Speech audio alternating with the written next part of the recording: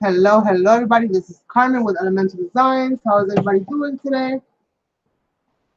Let me see if I can move that camera a little bit back. I can give myself a little bit more room.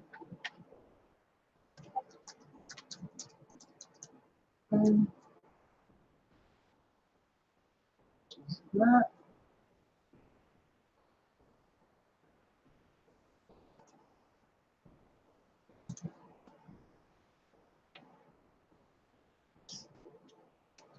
Hello, hello. Thank you guys for coming back, my beautiful friends, Isabel and Donna. So I have one canvas left, you guys. Yes. And sorry it took me a little while. I'm trying to test out that Streamlab, which I guess is the new way of going live right now. So I was trying to do that real quick, and honestly, I can't do it when I'm rushing to go live. So I'll test that out later on today or tomorrow, and hopefully have it ready for the next time that I go live, or when Sasson goes live, I'll have it ready for that. To see how that works, because I guess they're discontinuing Google Hangouts. And the Streamlab software looks super fancy, so I don't know. We'll see, we'll see. So today we're going to be working on some mixed media faces. One of those faces, or depending on what I end up drawing, because I'm not really sure I'm going to do one face or a whole bunch of faces, or whatever I end up doing, is going to end up on this canvas, and then we're going to finish off by creating a mixed media canvas with hopefully a beautiful girl on the front. I'm also going to be incorporating some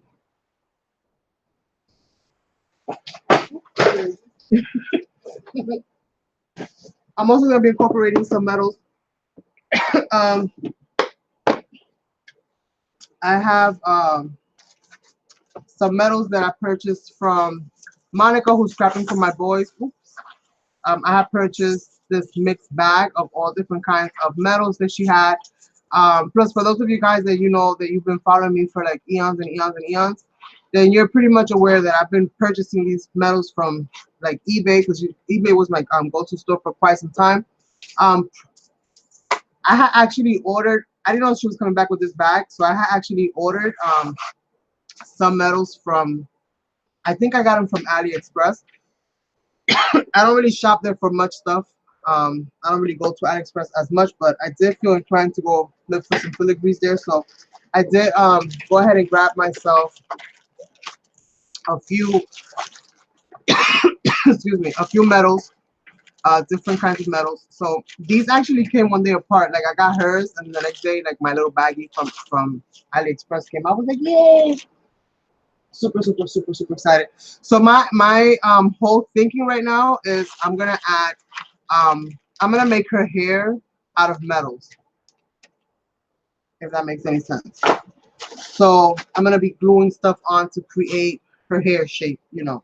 So basically what I want to focus on today is her face. And then I'll be embellishing the canvas with some metals and other things, and we'll just see where we kind of go from there. Also, I'm not gonna be doing her face on a conventional paper like I normally would. I'm actually gonna use up some of these scraps, which is why I had so many. First of all, because I did the little kind of like a demo. You guys, I'm the worst at those things, but I tried. They're saying hi, Angie. Oh, hi. Yeah, she's still here. Um, so you know, I have fun, you guys. I'm not trying to be no professional, nothing. So I'm good to go. You guys take me as I am or leave me forever. So we're going to be drawing the face on paper. So on regular paper, this is just like the dictionary pages and stuff. So we're going to do that. So I'm going to put this away. I haven't primed it or nothing. Any priming or gessoing that I'm going to do, I'm probably going to do after I incorporate my paper and I collage it onto the canvas itself. Then we'll take it from there. So I got my little paper here. And I'm going to leave it as a stack for right now just because I like the comfiness of it, how it feels.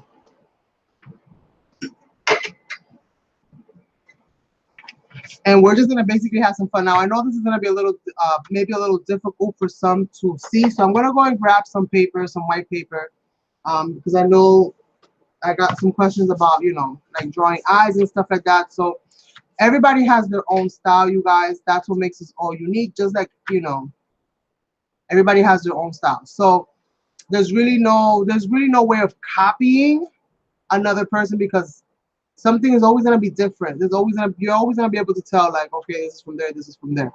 So I'll give you the basics of how I do things. I have no issues, problems, or qualms if you guys use my format, or if you find it helpful and you create your own variations of it. Listen, have fun. That's what it's about. So that's why I decided to kind of do this today, and do a little bit of a breakdown. So let me get some white paper.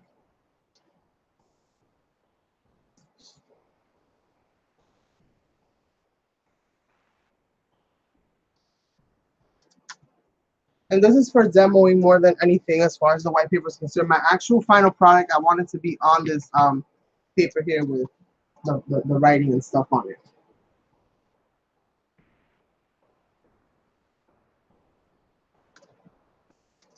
But you know what I mean? The eyes is comprised of everything, including the pupils, Donna.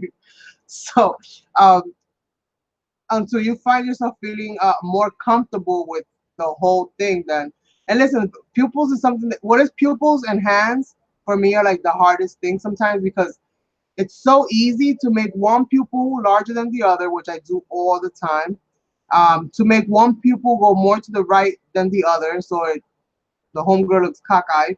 Um, you know, there's listen, facts are facts. So you know, it's so easy to make it look like somebody that just skipped out like out of a loony bin. So very simple to mess those little things up, and it's the smallest little detail sometimes that gets us stuck. Like, dang it, it's usually the smallest little thing. But you did really good, Donna. You did really well. So don't be so hard on yourself. I don't claim to be in no way, shape, or form any kind of expert or anything. Listen, I draw mostly faces for a reason. And that reason is because I'm not really that good at drawing hands or the rest of the body and stuff like that. And I'm not ashamed to say it. Some people, you know, their fortes are some things, other people, their fortes are something else. So let's put this to the side and let's do some basic, very basic kind of illustrations here.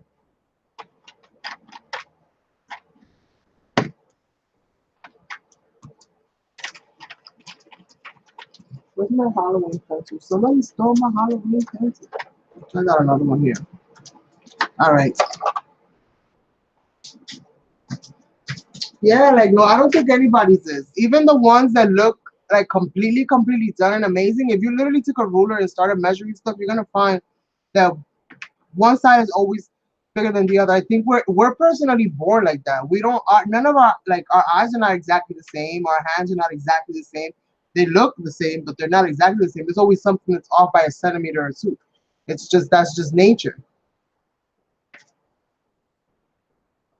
I think people get stuck when they try to achieve that perfection and don't strive for that perfection.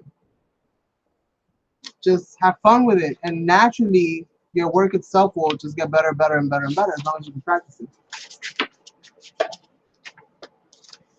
So I have a really weird kind of way of going about how I sketch and stuff.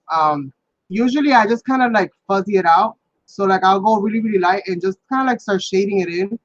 For me, shading in my oval as opposed to just going straight into it makes it a little bit easier. It kind of allows me to just kind of go along. So I just kind of start creating my oval just by shading it in. And again, this is preliminary, you guys, so this is why like this is really good to start it in just by like doing really light shading, because you don't have the harsh lines. So if you have to erase because they say you went all the way to one side or the other, or it's too big or too small, whatever, then it's easier to erase and you don't have that many pencil marks left over. Exactly. That's exactly right. So then I just kind of go around. And again, you guys can see I'm not like doing harsh lines. I'm not like trying to do a harsh oval. You can see how dark that is compared to how light I'm doing this. So then I just kind of go and just shade it in.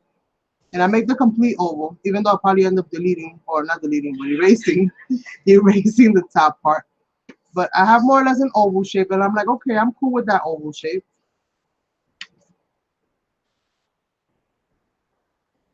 That pencil's probably as old as my kids. I probably had it since they was in kindergarten. all the leftover school supplies.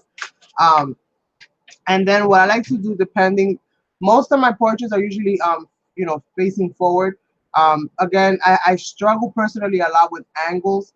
Um, it's just something that I struggle a lot with, and it doesn't help the fact that like my real eyesight is not really good. I see a lot better from my right eye than I do from my left eye. I've always been like that. So for me, naturally speaking, I'm already seeing things in a whole new way. So when I have to do it on paper, sometimes um my brain is so used to seeing things a little bit distorted when it comes to like sizes and stuff like that, then I don't think it kind of registers it all the time. So I have to like really, really look at my work all the time to just kind of fix that up a little bit. Who else is here? I see Deb, but I don't see Deb. Oh, I see Deb. Hi, Deb. How are you? And welcome. So again, when it comes to me drawing my faces, I just go really, really softly and I shade in my oval. Now working on a loose piece of paper works a lot better. Um, and if you're starting out, I actually recommend that you do this first as opposed to going straight into a book. Like if you're gonna use it for art journaling, I'm saying, let me correct that. If you're gonna use it for art journaling, then I would recommend that you do your faces like on a loose piece of paper like this, as opposed to going straight into the book, only because the books can be a little harder to manipulate. And I find that when I'm doing my oval shapes, if I can move my paper around, um, you know, kind of going in the same direction that I needed to go, it kind of makes it a little bit easier for me to get that shape, so that my ovals kind of look like ovals, you know, so on and so forth. And really, really light, so that if I wanted to erase, I can erase and not leave too much of a mess behind. And I'm using a regular number 2 pencil. And then I'll just you know, reshading what I need to reshade. I don't put any of the actual hard lines until I'm done. Like when I know that, okay, my eyes are good, the lips are okay, the nose is fine, that's when I start really like going into with a harder pencil, or even a more permanent, you know, marker or something like that. Girl, my hands look like mittens, so don't even go there. Well, you should never stop trying to draw, even if it's for your own personal benefit, even if you don't share with anybody, because practice does make perfect, you guys. If I watch a lot of time lapse videos of like real artists, and I mean real artists because they're at the point now where they can draw flawlessly, more or less. Maybe a few years back they wasn't there, but they worked at it and they tried. They you know, they practiced every single day, and little by little, you start auto correcting, and it just becomes a situation where your mind automatically knows where things go. It's like visual association. Um, so once I have my oval down packed, then usually what I try to go for is where I want my eyes. Like that's the first line that I make, is where I want my eyes. So again, very lightly. I know that this area here is like the forehead and the hairline. So this part from here up, at least 1/3 of the way up, you know that that's gonna be eyebrows and hairline. So don't worry so much about that. So what you want to do is go take yourself at least 1/3 of the way down, and just very loosely create some kind of guideline, right? And again, just shading it all in. Yeah, I am. Hello, hello, my love. You're back. So again, I just kind of shaded in. I just kind of shade that little line in. I know that this is where my eyes are gonna be, so I know my nose is gonna have to be somewhere around here. Maybe like at the halfway point between that first line and the chin. So somewhere in between that, I put the little nose indicator. Right under that, I go maybe halfway between that and the chin again, and then I put a little line here that tells me more or less where her lips are gonna go. And that's kind of like how I start off, you know, working on my faces. And since I'm doing really light touch with the shading, you know, you just kind of go into it and then just start adjusting and erasing and adjusting and erasing a little by little until things look a little, you know, more or less how you want them to look. So after I got that, then I'm gonna roughly try to guesstimate where the half of this face is. Um, and I'm just gonna shade it in. Now this is not exact, this is an approximation. Like I can already see where I made my line that this side is way smaller, this side is way wider. So we can adjust that by coming back in here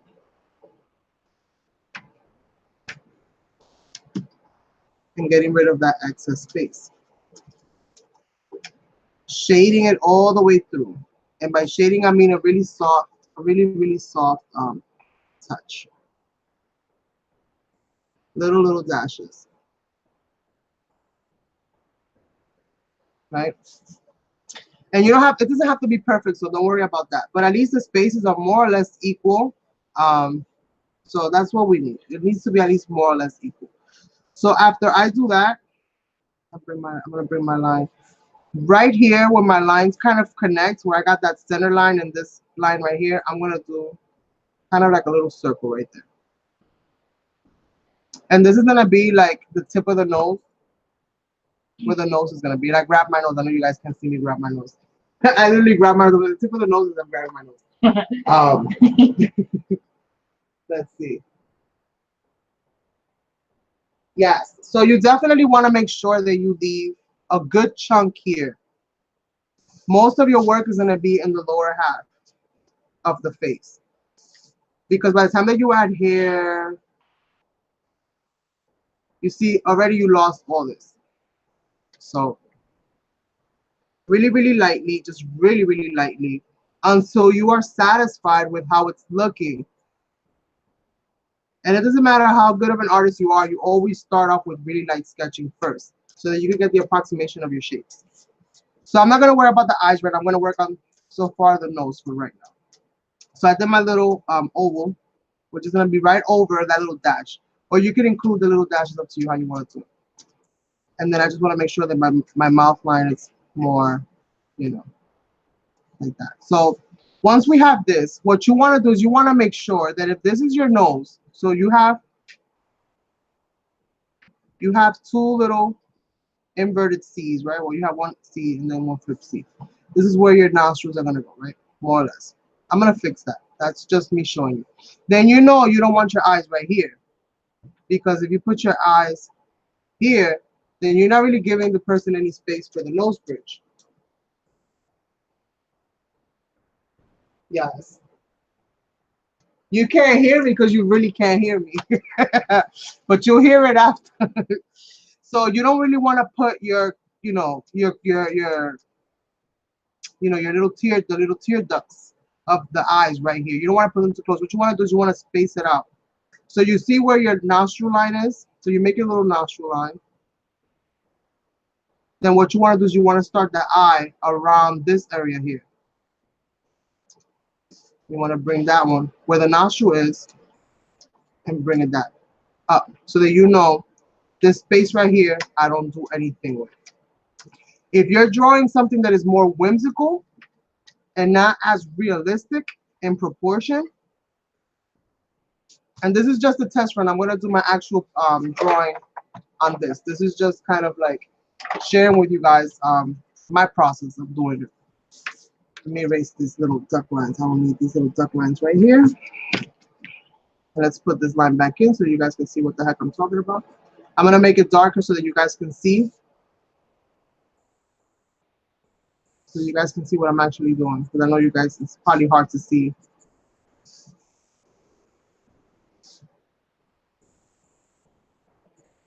So I'm going to make it hard lines just for the demonstration purposes. But I'm going to use the technique that I originally showed you guys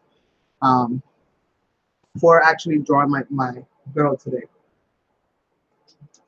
I know, my poor baby. They got him working in the evening. All right, so we have our little nose lines right here. This goes like this. Right under that circle. Let me show you here. So I do the circle, right?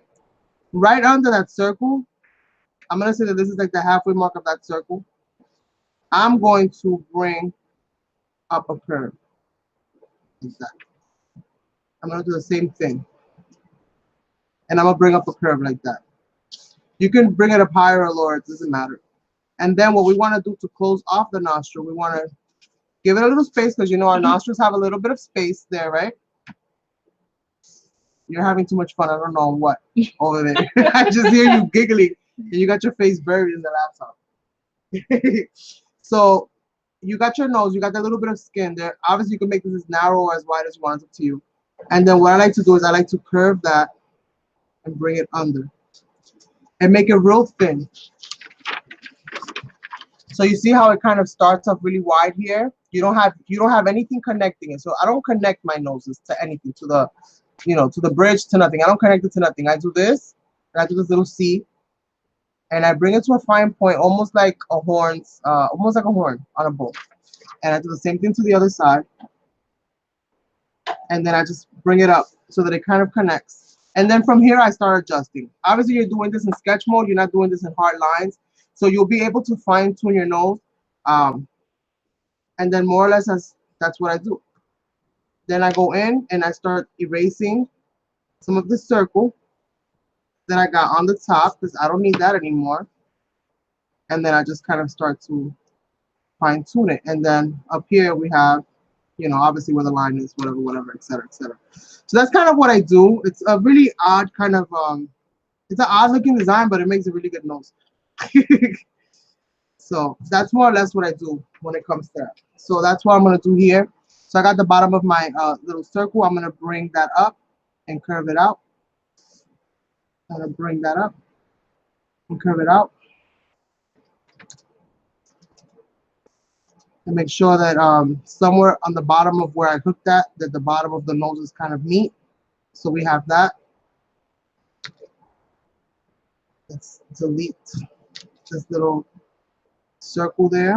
You can leave a little piece of it if you want. It's up to you. Depends on, you know, how stylized you want your nose. If you want it to be more whimsical, which is what I was saying earlier, then what you want to do is you maybe want to start, as opposed to starting right where this nostril ends, maybe you want to invert the line just a little bit and make the space between the eyes just a little bit more separated, and then you could do your eyes, you know, more off of here.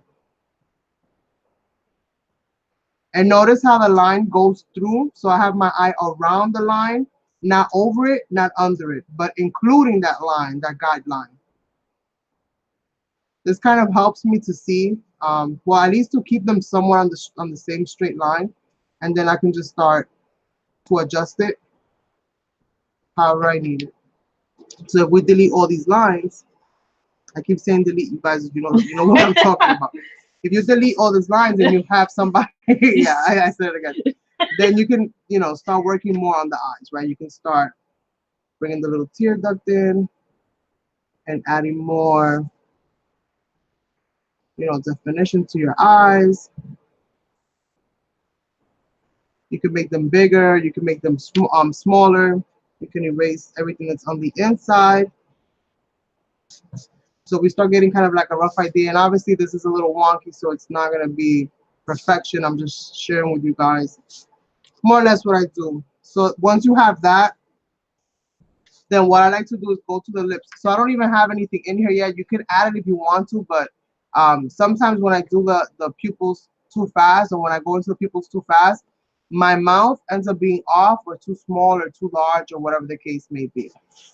If you're going whimsical, it doesn't really matter. You can make her lips super tiny or super humongous. I personally like big lips on the girls that I draw, so that's why you guys always see like a really exaggerated kind of mouth area, because I personally like the way that looks. Oh, you're very welcome, and hopefully you guys can see it well. So an easy way of doing lips. We have the little bridge right here, so kind of like a slightly curved L. Like if you're gonna make a whole L, but you stop halfway because you forgot something at home, so you do like this little. But hey, I gotta go back. So you just, you know, just a little tiny curve right there. So you know that that's where the bridge of your lips are, right? So what if you want, you can make it real simple. Divide that line in half. Following that line, so you make your little L. Divide this line now in half. And what you can do is you can make 2 circles on the top. I've seen many different ways of doing it. They all work. It just depends on what you're trying to do. Then you can do another one here, and another one here, depending on how big you want your bottom lip. If you want your bottom lip really, really big, then make your circles a little bit bigger. So then what you want to do is you want to bring this line out and bring this line out in the center, right? So now it extends to where to the area where you have your little circles. Hopefully you guys can see that well. So you have your lines, and then you have two little circles and two little circles above and below the line, divided by that center line, right? Following right there under where the nose is at. This will help you keep it somewhat in line, somewhat. Again, I told you guys, I'm a little blind, but we're gonna figure it out. So once you have your circles, then all you have to do is follow the curve and extend it. Follow the curve and extend it. Follow that curve and extend it. Erase everything inside. See how you like your lips. And then if you gotta adjust anything, then you can adjust. And that's one way of doing it.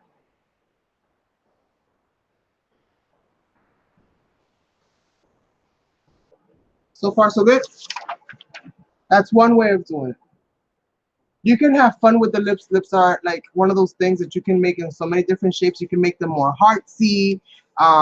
You can make them so that they don't even have like any bridge on them.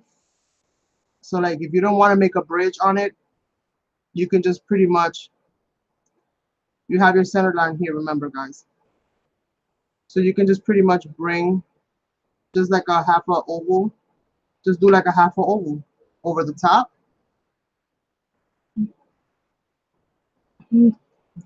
Angie, ¿qué pasa contigo? Trying to hold it in. I see. But you could do that as well. You can tell when something is a little off, size-wise. You can just look at it and kind of see, okay, I need to adjust it, make it a little bit bigger here, make it a little bit smaller there. And you could go adjusting it. If you want to make it more stylized and more fancy, I mean, you can. I did like a little, I did like this right over where that bottom lip is, just to kind of create. And we all have little shadows in the corners of our mouths. So just kind of making that a little bit darker there, right in the corners. And again, just making the lips and working on the lips depending on what you want to do. And that more or less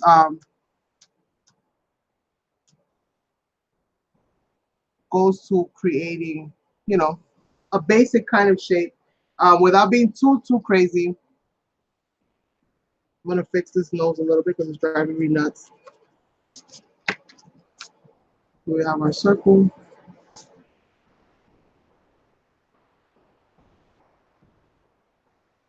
And this is basically what I do. I just, right from under, like if I was gonna make the pumpkin carriage from Cinderella, right? We have all these things coming out from under this is the pumpkin. We have all the little, beautiful things coming out from under the pumpkin. This is why I don't do reviews, you guys. So, or teaching much for that matter. I can show you better than I can tell you.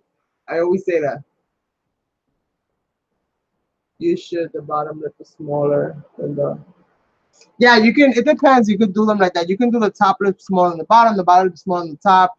There is no right or wrong way to do the lips. As long as your lips are somewhere where the nose is, in the same vicinity, in the same direction, more or less. Even if it curves a little bit over here or it curves a little bit over there, our mouths can actually do that. If you smirk your mouth to the left, your face is fine, but your mouth is smirking to the left. So these are expressions that you can actually use to your advantage. You just realize what it is. Oh, it's her lips are smirking. Okay, let me just, go this way. Unless it's something that you don't want, and then you can just, fix it and adjust it as you go. Her face, I can tell right here. See, there's no room. Look how much room is there compared to no room here. So I will just bring it up. Like so. So that she has about the same amount of room. No need to get the rulers out, you guys. Just eyeball it. And now it's about the same.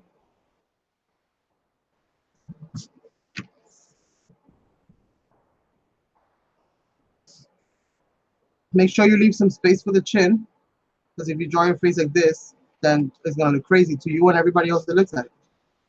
It's gonna feel awkward because you didn't give the proportions to a certain extent.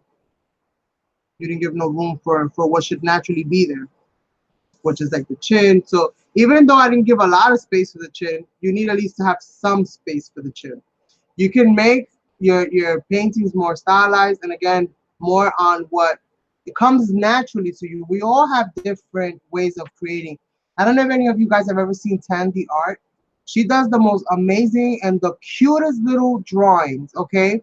And if you look at her drawings and you would say, okay, this is not in proportion, that's not in proportion, that's not in proportion. But the reality is that that's what makes her art beautiful, is the way that she takes that style and she takes it to a whole new level. So again, there's really no right, no wrong way. If you haven't checked her out, go check her out. And you'll understand what I'm trying to say. There's so many different ways of doing this kind of stuff. That's because I do them a lot, and thank you. And that's basically what I do the most. Like I said, I'm not really good at the other stuff, and I haven't really, I don't know, I haven't really been more, I haven't motivated myself to the point of let me practice hands all the time, or let me practice this, let me practice that. I guess the rest of the body doesn't really call my attention as much as the face. So I just got stuck doing that. So I always draw like faces and maybe some shoulder, but I never get too, you know, crazy when it comes to the full body shots and stuff like that. So let me just finish off over here.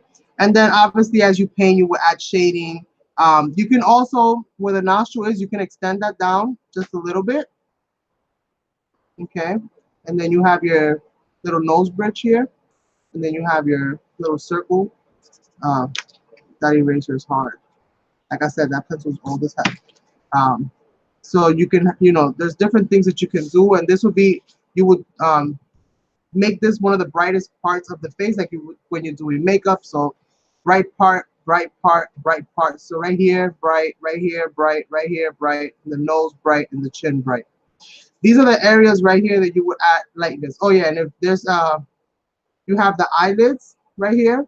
So you have part of the eyelid right here. And then somewhere along the top, again, following this nose line, wherever you're, you know, wherever you went, as far as, you know, you kept the hair over there, then you would bring in where your eyebrows, you know, go. So if you're doing a heavy lid or a light lid, depends on where you are, then this part here will be bright. And then the rest of this would be in shadow, front and back would be in shadow. Okay, you would add shadow here, you would add shadow there, you would add shadow here, and then here in the back, here in the back. Maybe a little bit of shadow here, not too much, just because there's a dent right there, so there's gonna be some natural shadow. Plus you have your noses kind of overhanging this little space right here, so this will be a little bit more on the shadow part. So this is where you will add a little bit of shadow here, just to kind of, you know, make it pop a little bit. And then you do your hair. Oh wait, the pupils. So when it comes to the pupils, what I like to do is look at where my smile finishes, so the beginning and the end of my smile. That sometimes helps, but again, if you're doing something that is more whimsical, then this doesn't always work for you because your mouth is really tiny and then your eyes are all the way the hell over here. So obviously that's going to be an issue if you're trying to go by the lines of where it is. But more or less, you can just try to keep it center. And again, sketching in your circle. It doesn't necessarily have to be a full circle, but sketching in your circle and looking. So sketch in your circle first and then look, okay, is one bigger than the other? Do I have to do anything to the eyes? Is one eye down? Is one eye up? Whatever it is that you got to do, and then you can start adjusting what it is, right? So we have our little circles here. And this is something that I struggle with a lot because sometimes I'll make my eyes go to one side or the other, or I'll make the pupils one bigger than the other. Once you have, this is the iris, right? This is what this is. Once you have the iris down, then your pupil goes in next. You try to go somewhere in the center, depending on which way they're looking. So you want to go somewhere in the center and bring in that circle so that that circle kind of meets that top lid. that top lid. Um, and how big you make your pupils is completely up to you. But the direction that they sometimes the way that you shape them can also kind of point to the direction that they're looking. So depending on which way you're trying to go.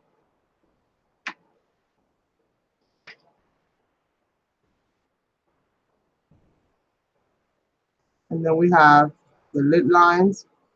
With the lid lines, I like to do something like a branch. So like I'll do a line like this, and then I'll kind of let it fork off a little bit. So like I'll have a little bit of space. So it looks kind of like a wrinkle, even though it's not a wrinkle, but more or less I do something like that, like a little branch.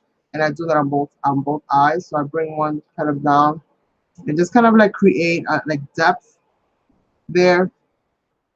And you can bring this out if you want. Here in the eyes, you want to just finish that. So you have your little tear ducts or your little eye ducts, whatever you call them. And then that's more or less. When it comes to creating the neck, I go from like right here, like right where the cheek kind of ends, and then I curve it out. And then, because sometimes if you do the neck too small, then the head's too big, it looks like, you know, a meatball on a stick. Ice cream truck. So you can also kind of bring them in. You can do the necks a little bit narrower. Just don't make the neck too fat and don't make it too thin. And again, you can tell what kind of feels right. And everybody's feeling of what's right is going to be different. It's all based on your, you know, the way that you create, the way that your portraits come out, and how satisfied you feel with what they're looking like, you know? So we have the neck. And again, remember, this is light, light, light, and light, and then light on the nose. So you here will be like shadow, here will be like shadow. So if you want to do like hair, depending on what kind of hair, then I tend to like to do like side angle hairs because it seems to be a little bit easier for me. And if you want to run it through the eye, run it through the eye. Even if you're gonna cover your eye, well, if you know for a fact that you're gonna cover one eye, then don't put that eye in there. But if you don't know, it's okay when you're creating your hair to go over it, and then just start doing the lines, you know, as you need to. Just start deleting, you know, erasing whatever you need to erase out of your image, and leave whatever needs to stay behind. So if you want like half of her eye showing, but not the other half, then you can do that. And then I just kind of S my pencil out, let my pencil kind of S out. Obviously, you see that my circle is covered up. So in that case, then the lightest part will be obviously a little bit lower, but just a little space because it connects to where the nose is. And this whole area here is light, connects to the tip of the nose. Okay. And then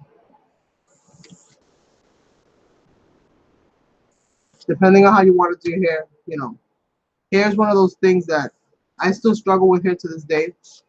So we're gonna leave that as is. We're gonna leave that as is because this one I'm creating my own hair using the metal pieces, but more or less you guys see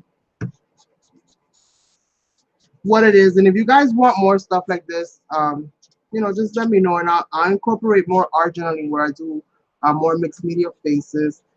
Uh, Doing these things is something that brings me personal joy. I just love sketching out faces. So it's something that I tend to do more in private than I do publicly.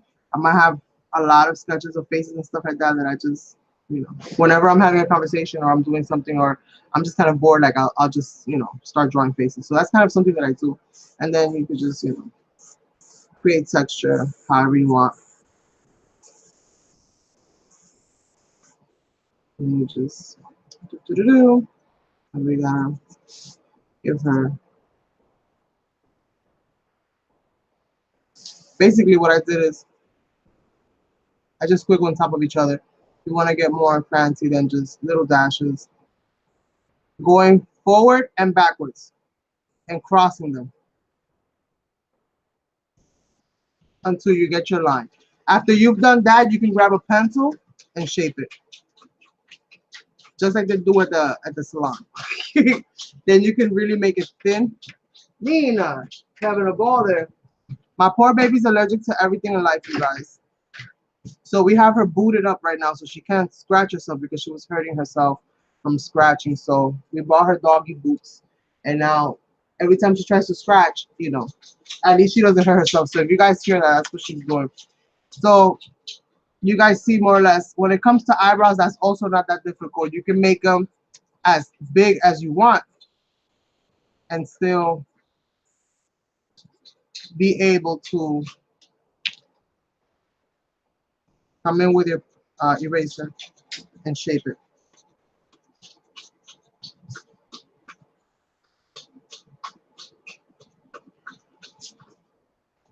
Kind of like so, right? So you guys kind of see what it is. So that is my demonstration. Yeah. Yes, I already ordered it. I ordered it, Donna. I've been doing all different kinds of things for this poor thing. So she's got grain allergies. We didn't discover that she was like really allergic to like everything. Until the spring started to kick in, and we started to see that she started itching a whole lot.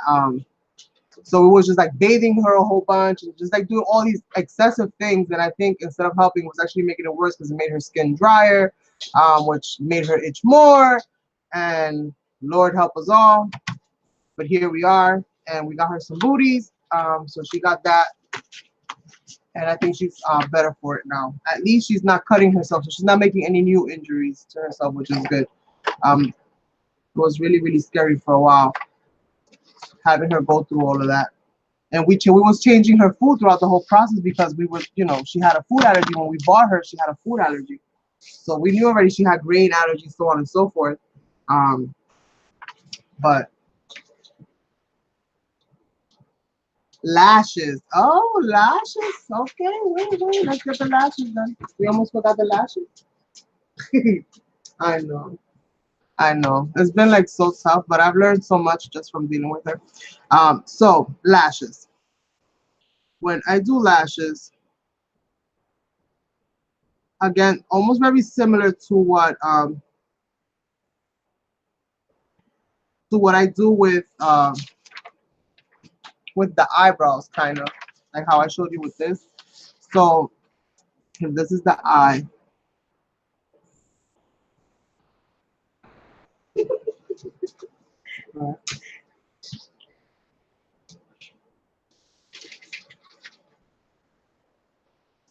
if that's the eye, people, again, you can make the people however big or small you want. It's up to you. Then what I do, start real small. This is where you would normally see that little section here where the eyes. This is all red here, or whatever color you're painting. So I curve like so, real tiny, right on that line. So right on that top line, right on there. And I just screw it up.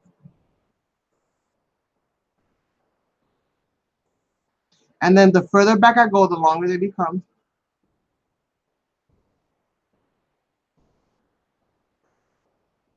And then I just darken this part, like it's creating shadow because there's so many lashes. I gotta do a touch up, and I go in, follow the same line.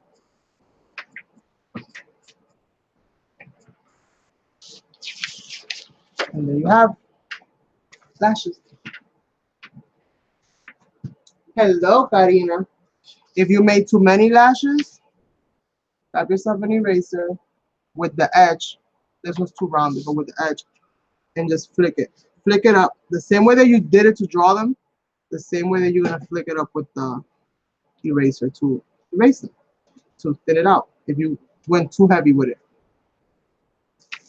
if you took too much off, then go back in. For the bottom, if you're doing more realistic, see, I have a really mixed kind of style because my brain is wired so that I'm geared more towards realistic, even though I'm still doing whimsical. So for some reason, like I still kind of go more towards the realistic when it comes to certain things like proportions and stuff like that. That's why my fades are not, they're not too whimsical for the most part. They always have like some kind of symmetry to them, if that makes any sense. Um, so usually if you're trying to go realistic, then what you want to obviously do is hold on, let me raise this up a little bit. And I curve this out under it. So it's not like this. No, it's more like this, and then I curve this out like that. This automatically becomes where I put my lashes. So it's not like this. You cut this part off. You can make it like that, and then just cut this part off. Just take off that end there. Leave the little hook, if you will. Leave this little part in the top, but curve that part out. And then just do the little bag of fun right there. Yes. It's like she has something that she wants to tell you. And you know where you get that from? You get that from her eyes, because she's looking straight at you like there's something that I have to say. And then her lips, the way that I did them right now, because they're a little blotchy, they look like they want to say something. Probably like, all right, hurry up and get on with the real project. So like I was saying, so for the bottom lashes, what I would kind of do is I would do a little of kind of like a thin little line if you want to make it more realistic. Because if you look at your eyes, you have that, it's usually that really bright, lash line, where the tiny little lashes come out of. And then in between those two lines there, I would put my lashes in. Really, really tiny. And you don't put any lashes in the beginning. So this stays clean from here to here. This stays clean. You want to go somewhere like towards the middle of the eye and start working in your eyelashes. And then again, as they get towards the end, then they, you could bring them up a little bit. It's all depending on how what you're trying to do. And then you'll have something that looks a little bit more, that your brain feels more comfortable with. I should say it like that, because literally, once you do this a little bit more, you'll notice that your brain starts kind of telling you something's wrong, something's wrong, something's wrong. And it makes you kind of look at things a little bit more. So that's kind of like how I do it. And then, you want to have some kind of light. You could do like little boxes. If you want to put some kind of light in the eyes, you could do like a little circle, a little box, some kind of space, and then just fill in the rest and just leave these to be the brightest, or put these in afterwards with some white marker or white pen or something. You're very welcome. So, to the project. So hopefully that helps you guys out. And like I said, I'll try to do more of these, as I go.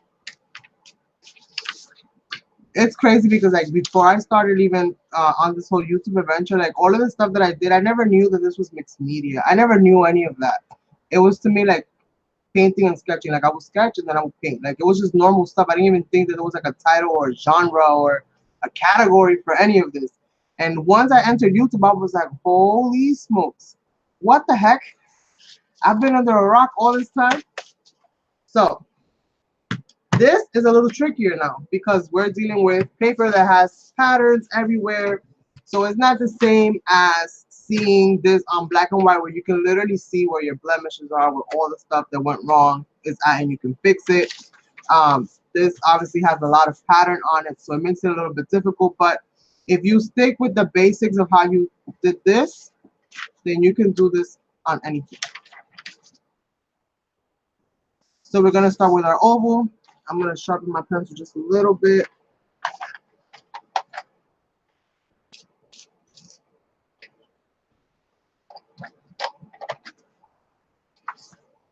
So I'm going to start with my oval, and I'm going to be removing a lot of this paper once I'm done. Again, I'm more focused on her face and her neck.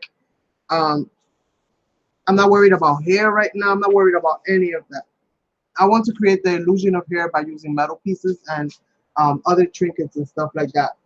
But before I do that, I definitely gotta get to this. So again, I'm starting with my oval and basically the same way. It's just kind of holding my pencil uh, off on an angle and then just kind of rotating this paper. So I have somewhat of the shape that I'm looking for. And let me look at my canvas. I gotta see how big she's gonna be compared to my cat. I think that's gonna be a good size right there. I think that's gonna be good. Should be right there, and then I'll be able to do her hair everywhere. All right. I just needed to make sure that I need to make her a little bit smaller or bigger. So, why I keep trying to take this eraser out because I keep trying to use it.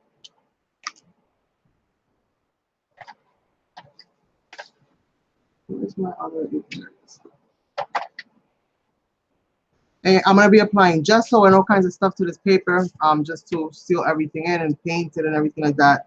This is really old paper. It's not that thin. It's got a good heft to it, but we'll see. So I'm gonna do this and this, and I think this is a little bit longer over here. So I just kind of look and see, and then I just shade in over shading over shading over shading. Like that's really what I'm doing, and then I erase what I don't need as I don't need it. Once I have like my shape that I got more or less, because remember we're gonna be adding paint, we're gonna be adding a whole bunch of stuff. You won't be able to see most of these lines once everything is said and done. You'll see some of them, but not all of them. Some of them are gonna be purposefully left there for you to see. Okay, and I'm gonna do her neck.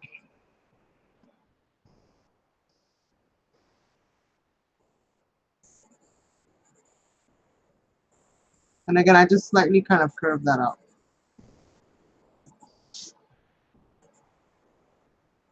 And I'm getting a little bit harder with my lines now because I need to be able to see what the heck I'm doing.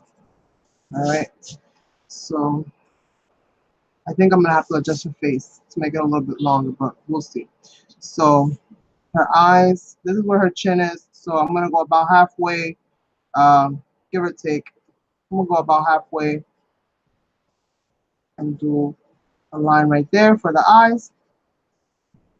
Okay, that's her chin. I'm gonna divide up. You can do this, doesn't matter which order you do this. Either way, you're still gonna have to divide it in half and do all the lines and so on and so forth. Halfway from this line is about here, so I'm gonna do that there. Halfway from there is about here. So we have the beginning. The beginning. All right, so once we have that, then I'm gonna start with my eyes this time around. And again, I'm gonna be aware. I haven't done my nose or my mouth yet, but I know I need space here. So you can put your fingers there, put 2 fingers there, and start from there. And kind of like create a marking for yourself so you know that you're leaving that space. Or you can do a circle. A lot of people do a circle here, they'll do a circle here, and they'll do a circle here. That works very well as well. So either way, this is just to create that space because you need that space for the nose. So once you have that, then you just start kind of finalizing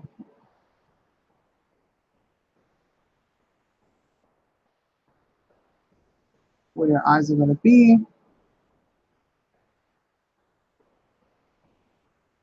And kind of making sure that size wise, because the size is usually something that kind of gets me. That's why I like doing the templates, where I've shared that with you guys before. It's all in my videos, DIY face templates by Elemental Design. So if you want to check that out, you can. I'm trying to see if I like her eyes like this or if I need them to be more more spaced out.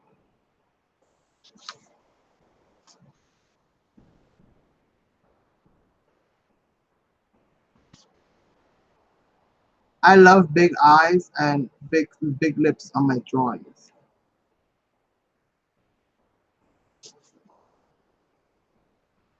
I remember when I was when I was pregnant, my mom would always tell me, you gotta be careful what you look at because then your baby's gonna look like that. So like literally when we were watching like movies, certain movies and like certain things would come up, like she would close my eyes or she would cover my face so that I don't see it. I don't know if she was just being silly or if this is a real thing. But I know that I purposefully would stare at like dolls with like long eyelashes and big old eyes and like I would literally stare at those. I'm like, please, please, please, please, please.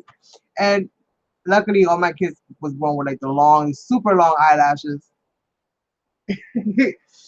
Because I think it's because I was staring at so many long eyelashes the whole time. I mean, that's just me. Who knows?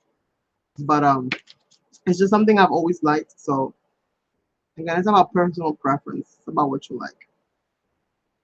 And you'll notice that even though as you grow, your art will change. It will never change so much. I think. I mean, unless you purposefully do that. Um, where your whole style is like completely different. Like it'll be similar somehow. Um, you spoke to your dad? Yeah, I just did. Okay. Okay, okay. All right. Why? No, I'm live right now. He has said for you to call him. Yeah, my phone was dead, and then Jose was there. Okay, okay. Oh, It's okay. Tell you. Looks like an alien right now. I know. You know how Spanish people are with their funny little their little quirky ways of being. Um, so yeah, I had one of those. She made sure she let me know. Huh? For me? No, I'm talking to YouTube. Tell YouTube I say hi. Oh, my daughter Annie says hi. All right, so I got that. Oh, she just looked at me. Look how she picked up her head. Like, oh no, she noticed. All right, so I'm gonna do my little circle there and do my nostrils. And I kind of bring the nostrils up, like if I'm gonna, I bring them up. I don't do them flat, like sideways. Oh yes, that would be awesome, especially if it's nice and cold. Well, No, that's not an everyday thing, baby. That's a once in a blue moon. So I'm gonna do that, and I go fixing it as I go making her. Um, I feel like her nose is kind of high up, so I'm actually gonna bring her nose down.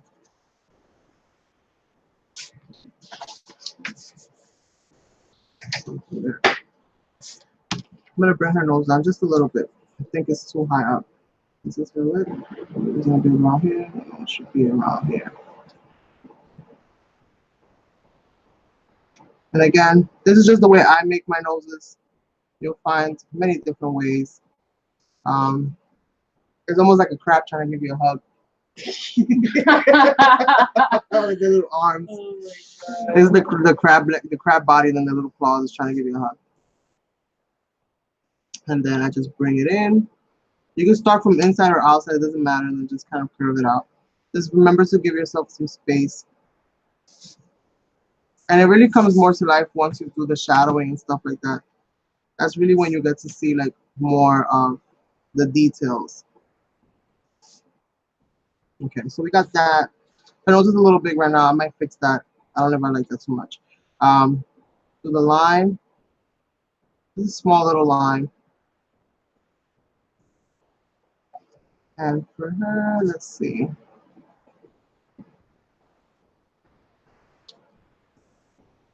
Look at that line. I should have adjusted that line too. So I'm gonna bring her down. I've been playing around with let's see if I find it. I think I posted it on Instagram, I'm not sure. But I've been playing around with like the different lip shapes. And I like when the shape of these lips come out. This is the other girl that I drew. I put that on Instagram too. You notice her, she doesn't have that much of a curve. I'm trying to eliminate a little bit of that curve as much as possible, at least for this one. Um, so I've been doing a lot of working with that. So I'm gonna make it kind of narrow here, bring it down kind of straight, and then kind of curve it out. So kind of straight and then curve towards the end.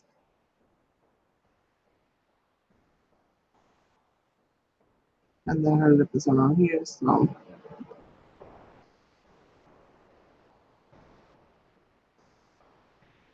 I need her to have a, see, I knew I had to make this face a little bigger. So the proportions were a little off. So let's bring her face out just a little bit more. Thank you, baby. Thank you. And apple juice is good for you. Wait. Oh my god. Just making sure it's virgin pineapple juice.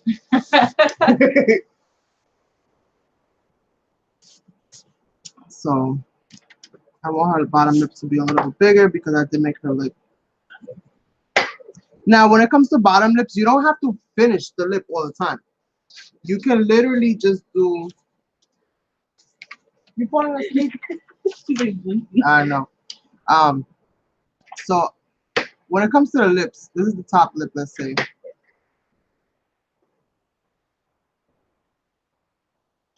When it comes to the bottom, you don't have to finish it. No, you don't have to. You can literally just make just the smallest little reference that there's a lip there and color it in, and you'll still get away with, you know, making it look like you did a full lip, because the mind can't really tell that quick. Sometimes it can, sometimes it can't. So I gotta make sure that this is straight. So I'm gonna just bring that out. Bring that out. Curve.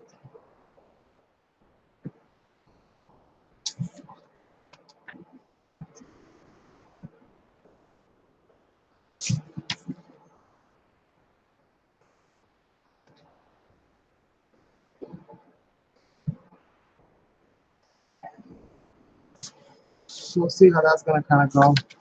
I don't really like how it's looking right now.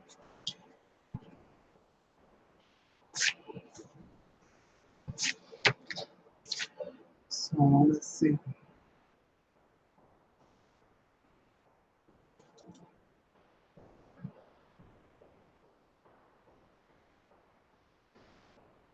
I had made the line way too long for what I needed it when it came to her lips.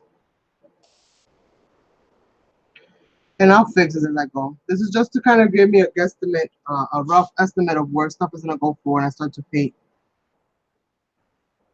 But I'll fix the shape up as I go.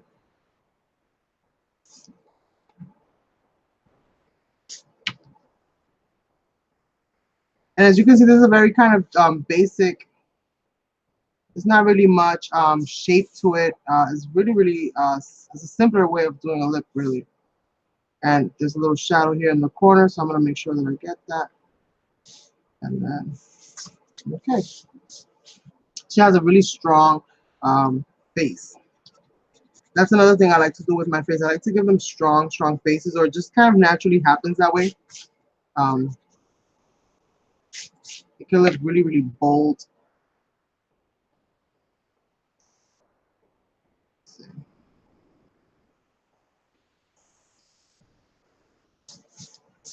Okay.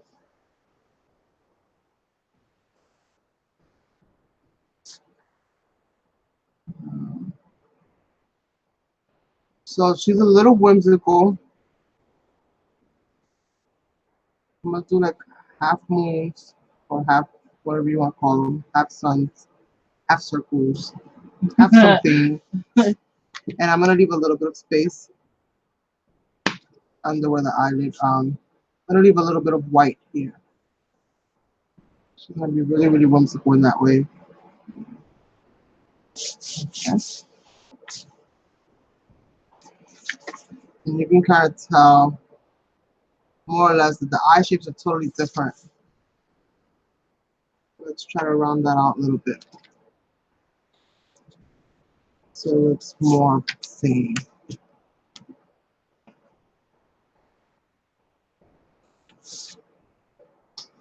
Thank you.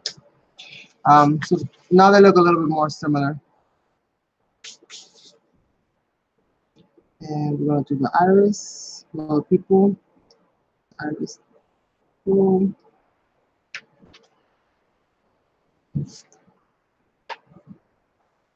Okay. We have the lid line.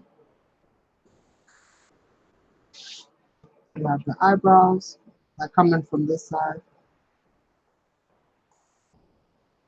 Because I have to paint those in. So I'm just gonna give myself a rough estimate of where she's gonna go. Then I'm gonna cut this out and I'm gonna add it to my canvas. But I'm just trying to make sure that she's exactly where I need her to be. Work on her nose just a little bit more. I don't want her nose to be so big. I want her to have more of a whimsical nose.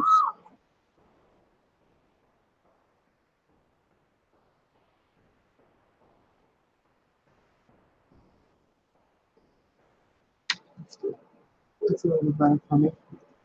And most of the detail when it comes to the nose, you'll see once I gesso everything and I start adding the colors and everything, then you'll really be able to see it. So now let's go ahead and delete our lines, all of our little guidelines. Just clean this up a little bit.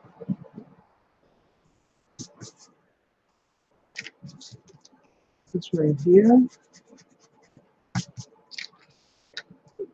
Now.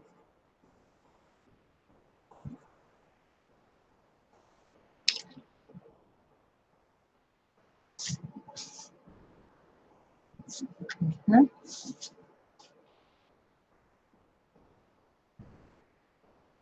Clear it out.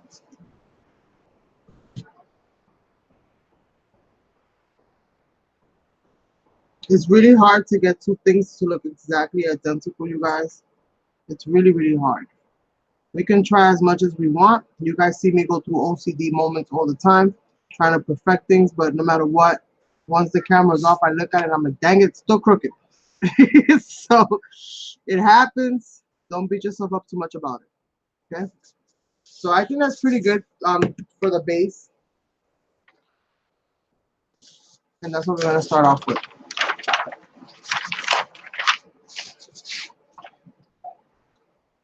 And we'll see how this whole thing is gonna end up, because I don't know. I don't know how it's gonna all end up. Actually, I'm gonna rip it by hand.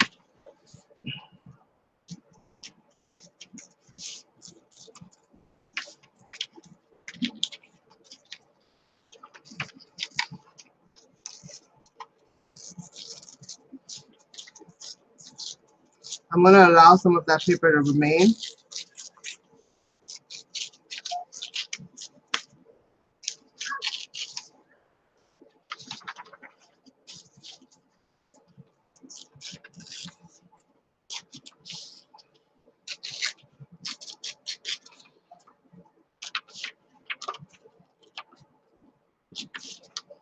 Try not to cut her face off, but we'll see. Hopefully I'll survive. All right. So that's what we have.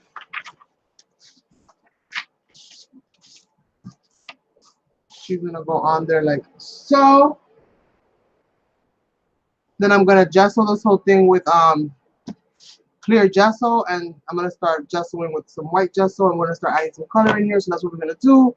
Right now I'm gonna go ahead and glue this paper down.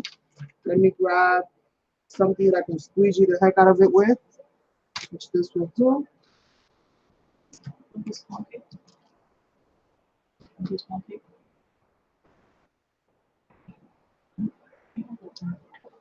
Finished.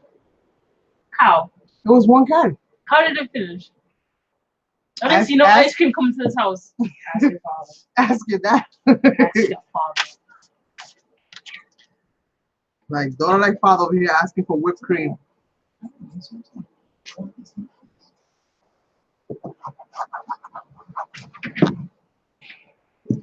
All right.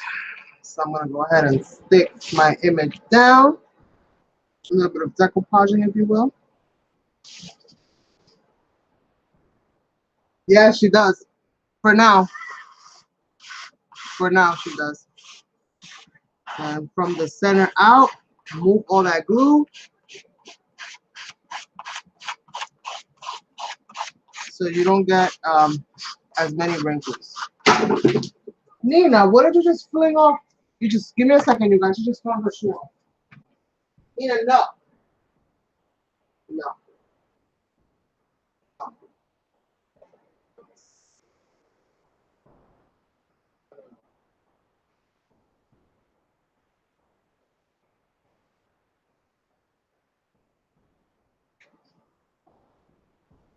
Now you can scratch it. Scratch it, you heard it.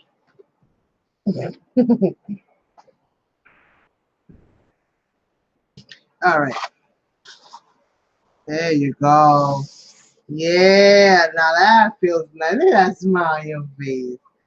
Look at that smile on your face. Like the best scratch you ever had.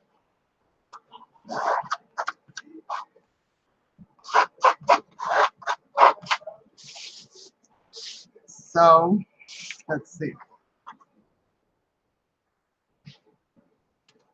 Come on, come on, come on.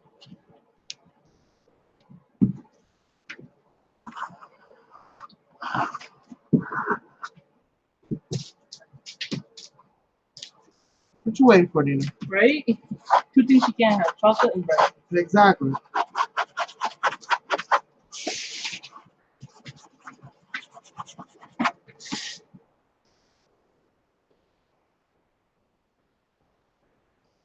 She do got a newsprint afro, but it's okay. She rocking it.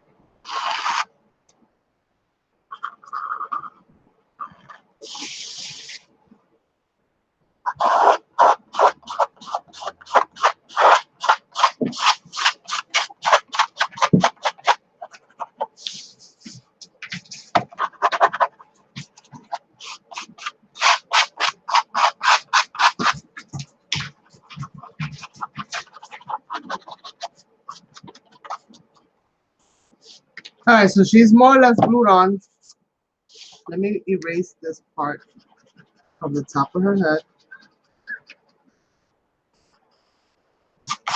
So that when I go to just so it, I just have the parts that I need and nothing really extra. Just want the indications of where, you know, certain stuff is at. So I'm gonna use some Prima. My thing got dirty, but I don't care. I'm painting over it anyways. I also made some new gesso, some DIY gesso. So just gonna spread this over.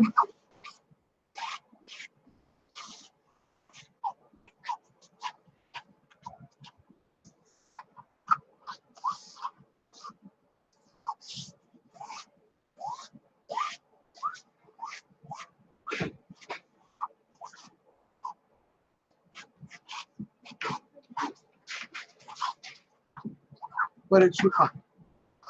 Huh? That was Nina. Yeah, that looks good. Nina, come here. She's like a horse. He's them right I know. You all right, girl? Her shoe's falling off, but she took the other shoe off again. We gotta get her from her. Nina, lay down. Lay down, Nina. Big girl. All right, so I'm just spreading this out until it's like completely absorbs. And I'm gonna get some paper, colors, not papers, but colors. And we're gonna start working on this. I know. Yes, I think so too, Karina. I think it's gonna be super awesome. Oh, I got my colors here. I didn't have to go that far. I moved my stuff around. It's not that drawer. This drawer. Let's see. So we have some Whisper, which is chalk paint. I love chalk paints, especially for stuff like this, because you can continue to sketch over chalk paint. You can't sketch over regular acrylic, but over chalky paint you sure can. So this is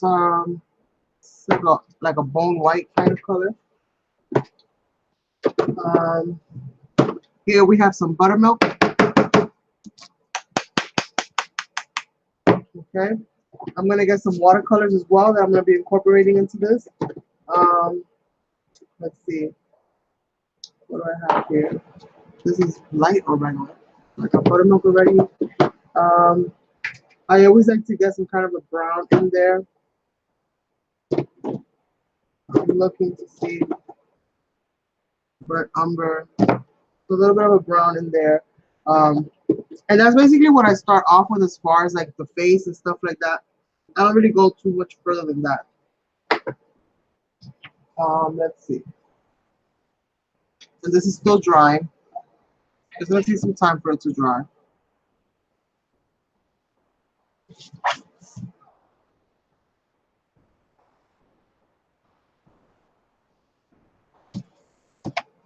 Let me give me a second, you guys. Let me get something real quick.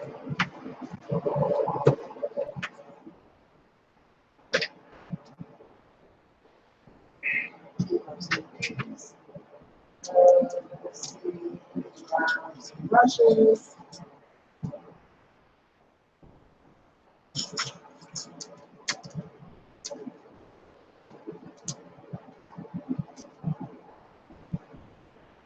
Some markers.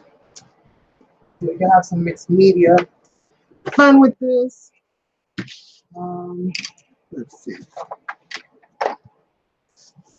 I see some spots that are bubbling up. So I'm literally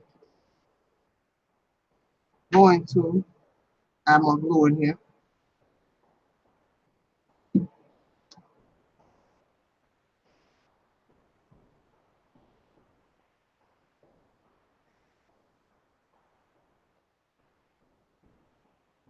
Just to flatten that out.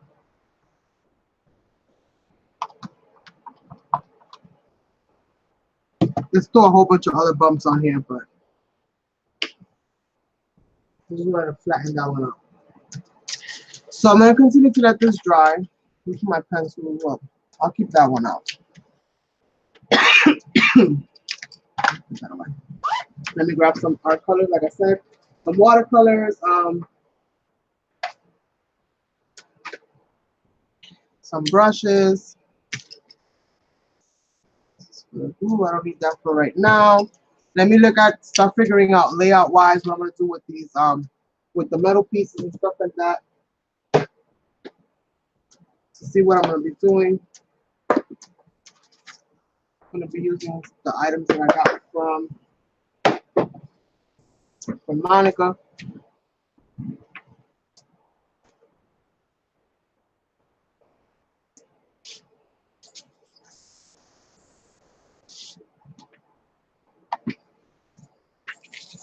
Okay, I already know.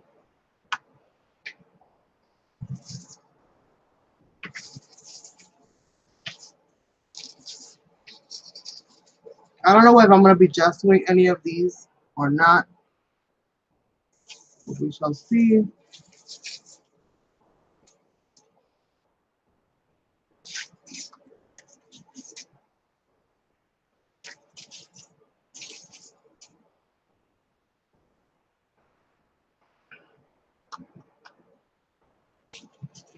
We shall see.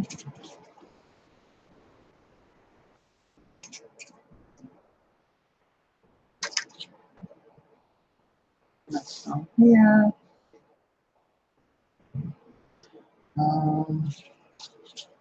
Flowers.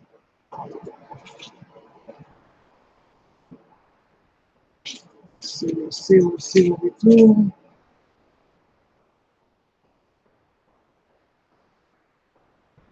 Okay. Things just start to kind of come together somehow.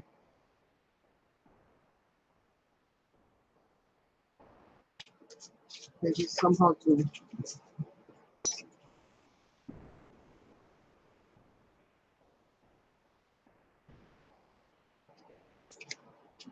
So we shall see.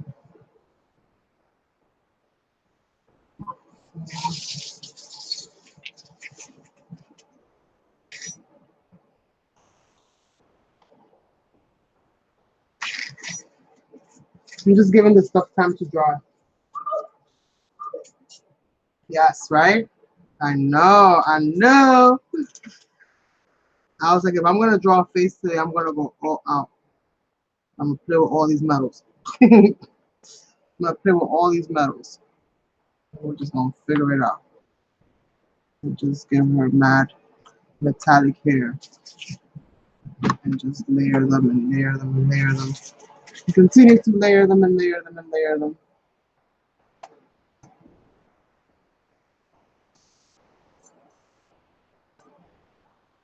Now, I don't want to waste them. I want to strategically use them, not wasting them.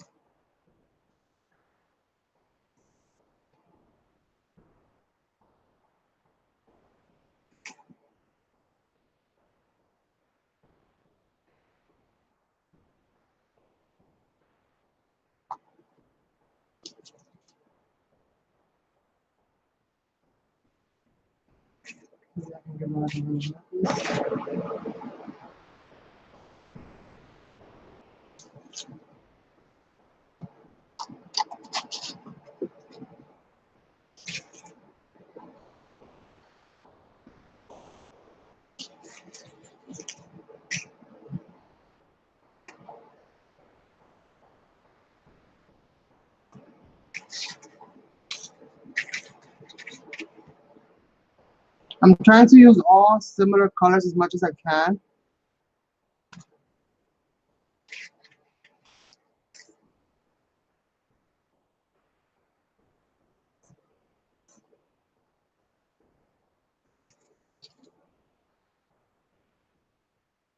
She's like the Queen of Hearts, but from the movie, not the movie with the people, not the cartoon version. That's what I'm going for. Go, More! I miss you.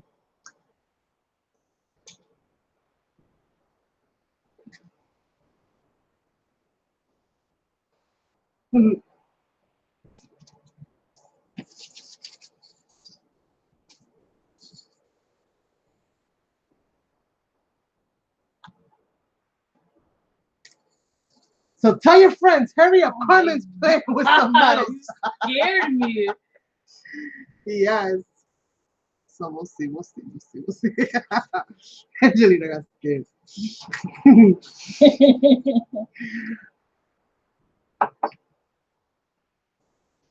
No! No, where's your shoe? Y'all shoe, please, because she's twitching over here trying to snatch. My poor Nina, I feel like she got the Harlem Shakes.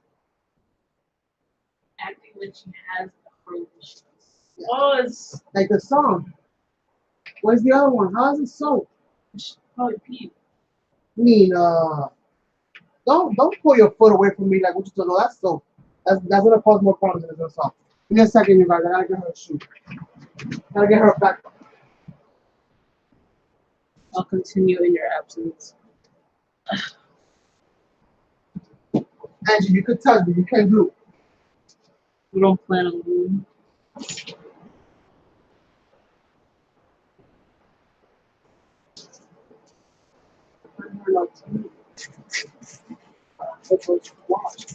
That's the one. Give me that foot. Give me a foot. Don't bite it, Nina. You got thigh highs now. Oh my god, she looks like an 80s dancer. She needs a pair of pumps. Thank you. Just watch her. Bye, Deb. Thanks for stopping by. Right? Definitely looks like a queen. Okay. So let's see. Let's see.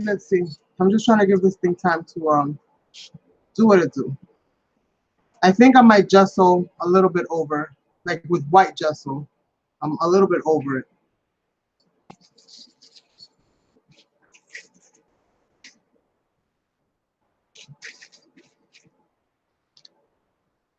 And once this canvas is done, I don't know if I'm gonna be adding this to the other ones that are gonna be available for sale soon. I'm probably gonna put them up for sale sometime at the end of the at the end of this month or the month of July, because that's gonna go towards my vacation fund, you guys. We're having a family getaway in August, which we haven't had one in a long, long, long time.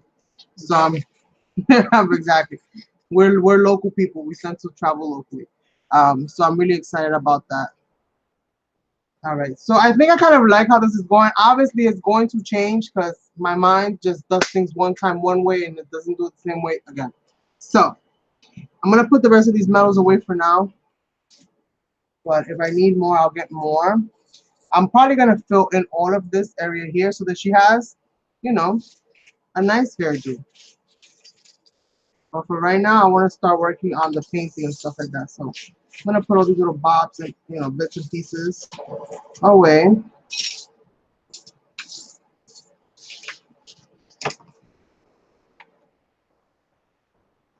And I'm only gonna leave those that I'm gonna use up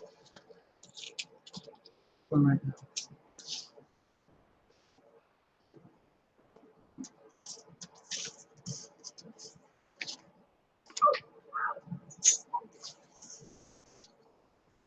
I just love playing with these things.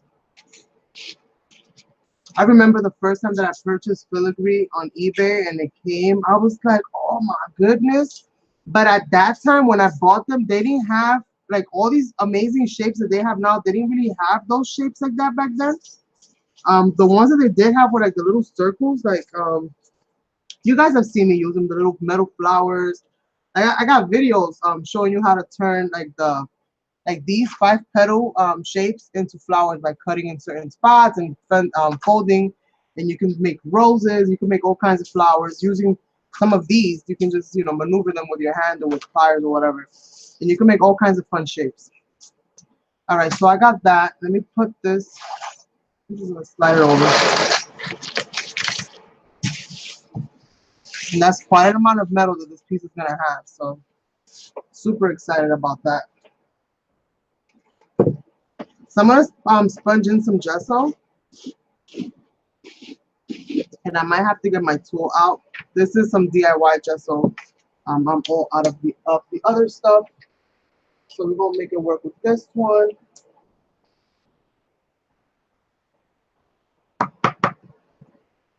I just don't know, for some reason I just feel like she needs more. So I'm gonna just do this real quick. I'm just blending in all of the edges, basically is what I'm doing.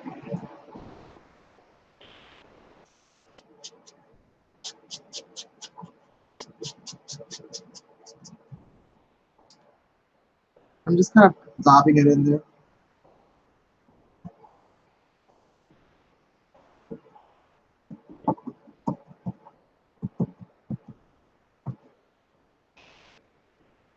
And then we're gonna start working on her face and adding more colors. I think I'm gonna work on the rest of the canvas and leave her face painting for last.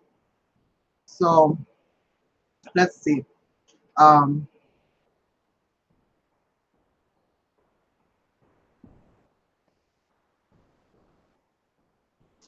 Let's see what we do.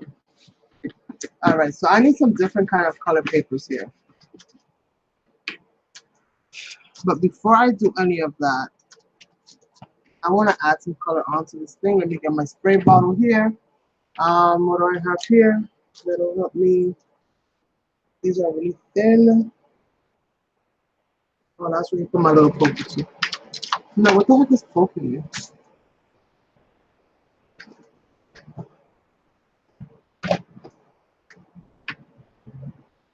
Let's see what I have here. Some gelato, some red. I definitely want red in this because she screams to me the Queen of Hearts after I added all those metals. So I definitely want some red in there.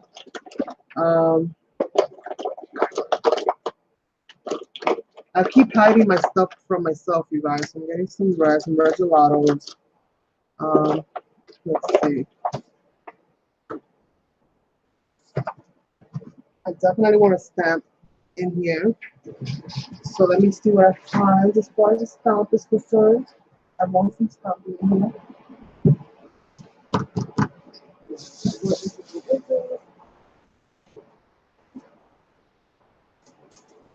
Extra stamps. What do I find? What do I have? Oh, just want to add something to it. All right, so we got some stamps. We're gonna be using. It's got brick, cobblestone, kind of pattern to it. I've got some red. What else? What else? What else? We need some other colors. I'm gonna get some more reds. Let me go in my bottom drawer. This is where I keep my red stuff at. I like this rouge, so I'm gonna use some of that rouge.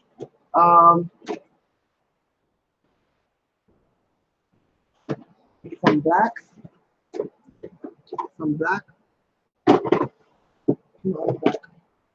Pardon. A lot of chalky colors on here. I'm going to be using a lot of chalky colors.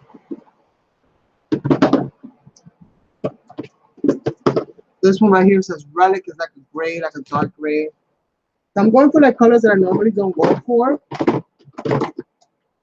I like this gray, so another gray, some red, some black, some gray, some mink pearl. I haven't reached for that in a while. So let's start layering some of this stuff on. Then if I want to decoupage anything over it, or I want to add other stuff to it, then I'll do it then.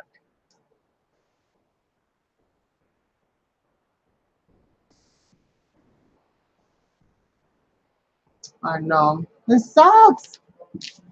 All right, so you go ahead and shake some of my paints. And you guys know my fashion of adding paints to my stuff, right? I'm gonna add a little bit here.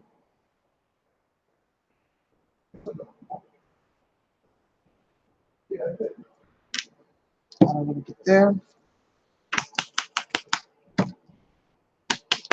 This one's not even open. Hello. Huh? Oh yeah, I'm live. Yeah. Okay. Just shaking some of these colors up. And I'm just gonna start incorporating some of this in here.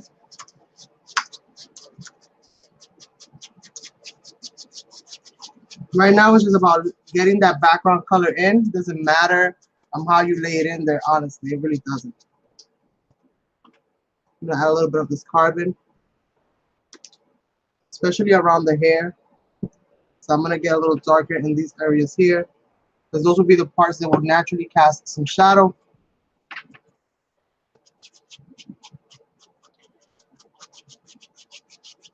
And just like everything else with me, it always looks crazy at the beginning, you guys, and then at the end it's like, oh, okay, I see where you went with that. I don't even know where I'm going half the time. As long as I get there.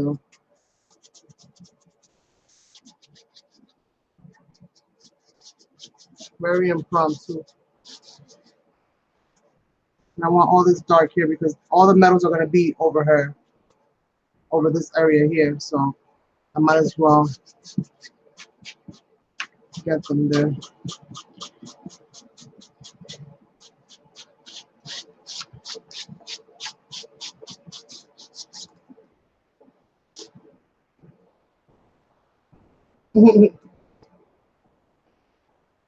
I know. You're not lying about that now. I just put that on her for now. She's just sitting there, so don't get her up, don't get her amped up. She hopefully don't move on. A little bit of gray. Do the edges. I always forget to do the edges. I'm gonna do the edges. Whoever gets this will hopefully get a completed canvas. If it's unfinished, you'll be like, "Yep, that's a Carmen original."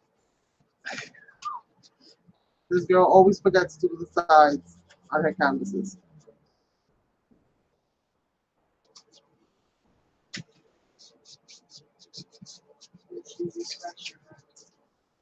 Huh? She caught it?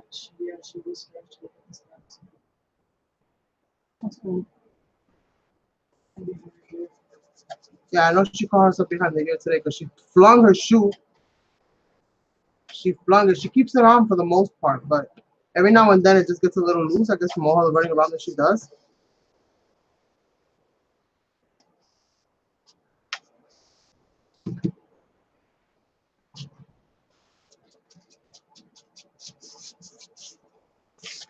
Let's add more of the red. What about layers? Actually, I'm gonna dry this. I think I'm gonna stencil in some red. Let me add a little bit of this mink pearl, just a very light color.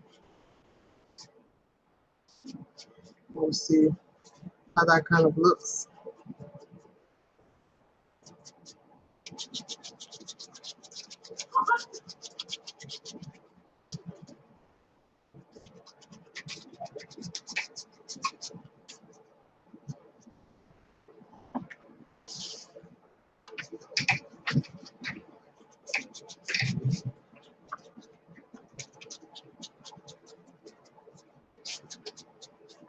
Get my dryer and dry this up a little bit.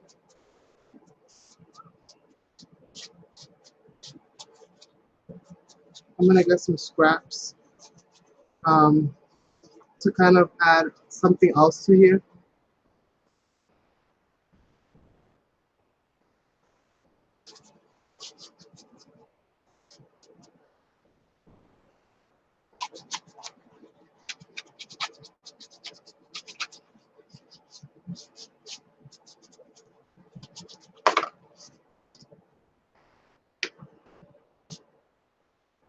Let's add some more red. And then I'm gonna dry it and I'm gonna do some stenciling. Then to add layers. I just want to drag some of this red. I don't want to blend it in. So I'm just gonna lightly kind of go into it so that it kind of streaks out.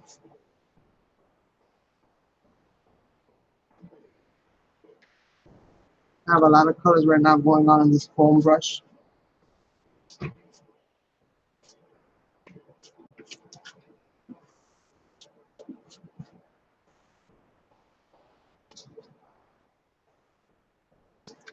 Kind of lightly going over it.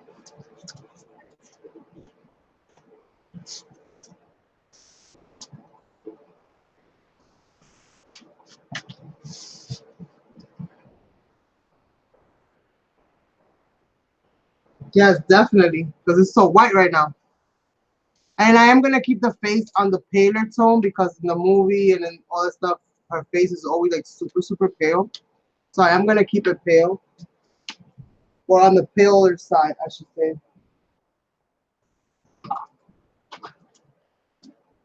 And is there a heat tool wrapped up over there? Oh, It looks like a blow dryer.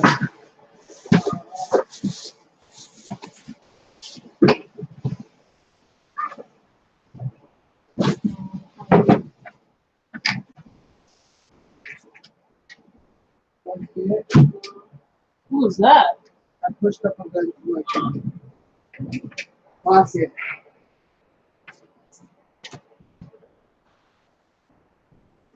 So bear with me, you guys, while I dry this up really quickly.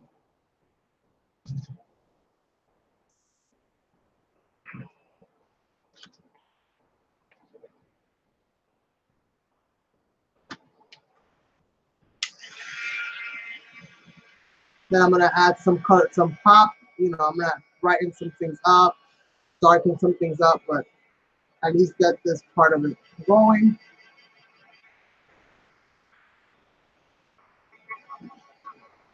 And add more layers of color, and just more things happening. Yeah, right now it's looking really cool. Even like this, it's like more like pop art. It just needs big words or something.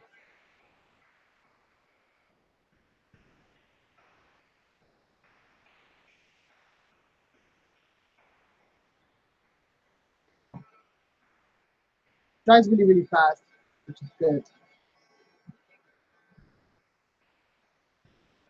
You kind of see the shine goes away once it's dry.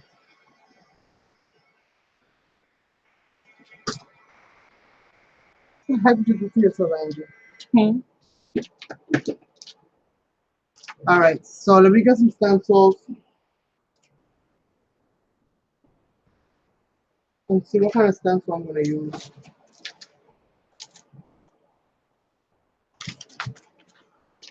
This is like my quick little go-to. Um,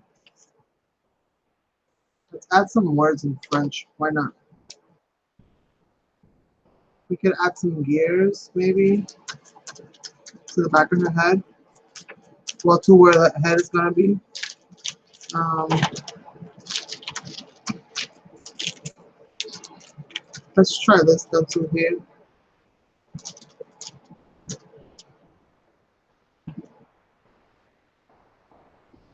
Let's try that one. Um, That should be some numbers maybe. Those steampunkish. If we are working with some metals. And maybe this one. So that's quite a few stencils there.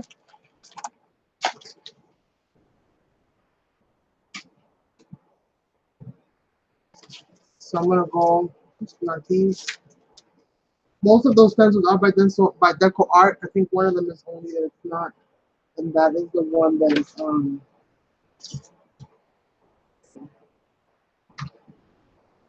that's the one that's blue. What are you cracking up about, Angie? You're over here making me nervous. All right, so let me grab this little thing I'm about here. Let's add some colors to that. And again, I'm gonna go back in with this red. And I'm gonna mix it in with a little bit of the black. This is the black carbon. It's the black in the chocolate finish. I'm gonna mix that a little bit.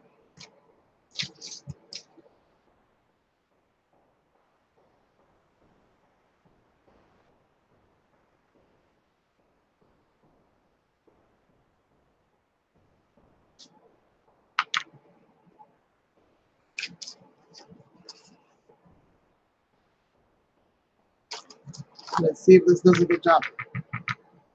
My dauber is hard as a rock, and I'm hoping that it'll do a good job.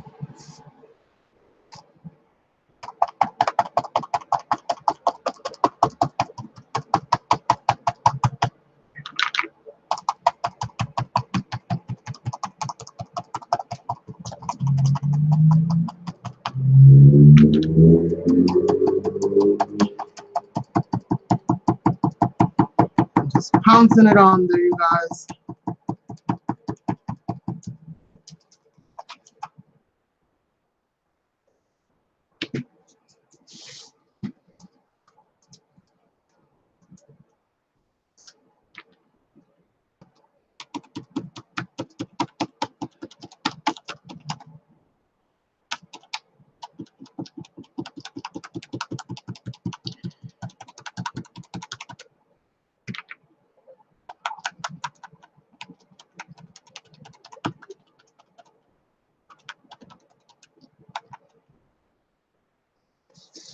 Ooh, me like it.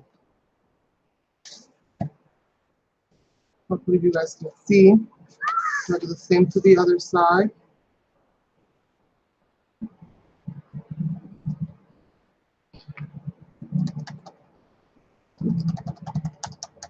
Once this color in, I'm going to dry this stencil up and then keep adding layers and layers and layers and layers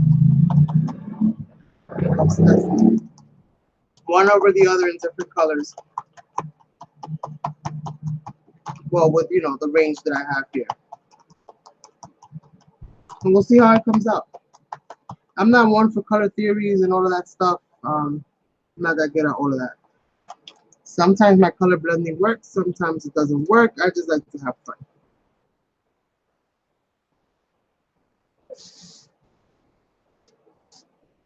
I think that's good enough for that. So let's dry this. No problem.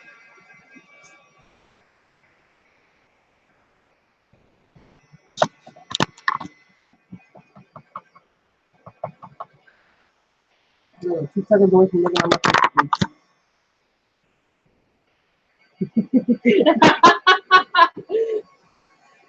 I'll be laughing at you.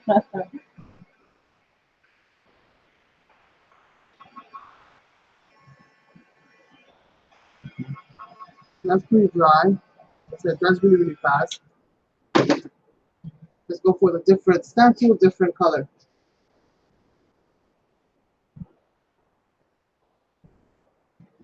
So I know I've been like on the computer all day today. You guys must be like, Carmen, don't you need a break? I like this number 152 down here. Let me add more black now to this mix.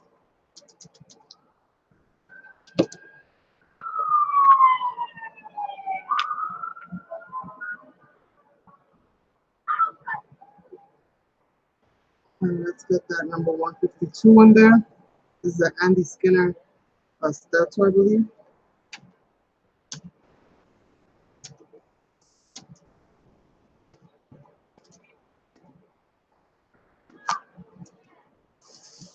Number 152.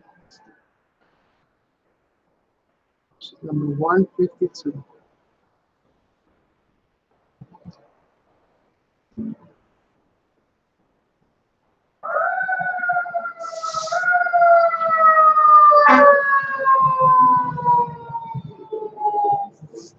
Number 337.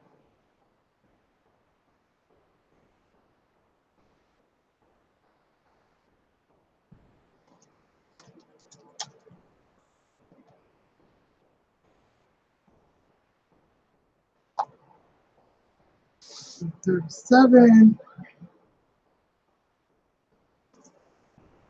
See.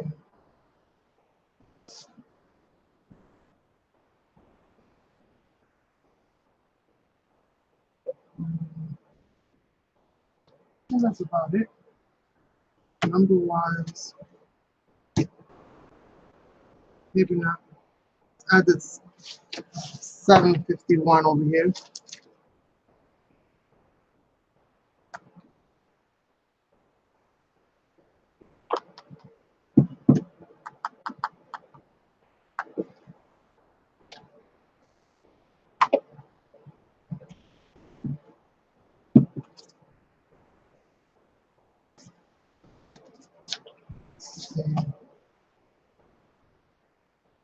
All right, let me dry that before I add the next layer.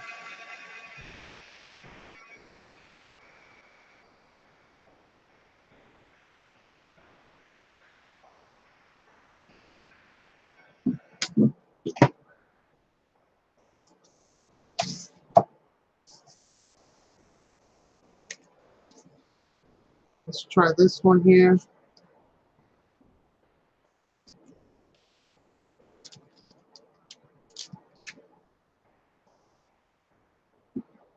I don't know if I want to try this one. Maybe I do. Maybe make it like a list, maybe.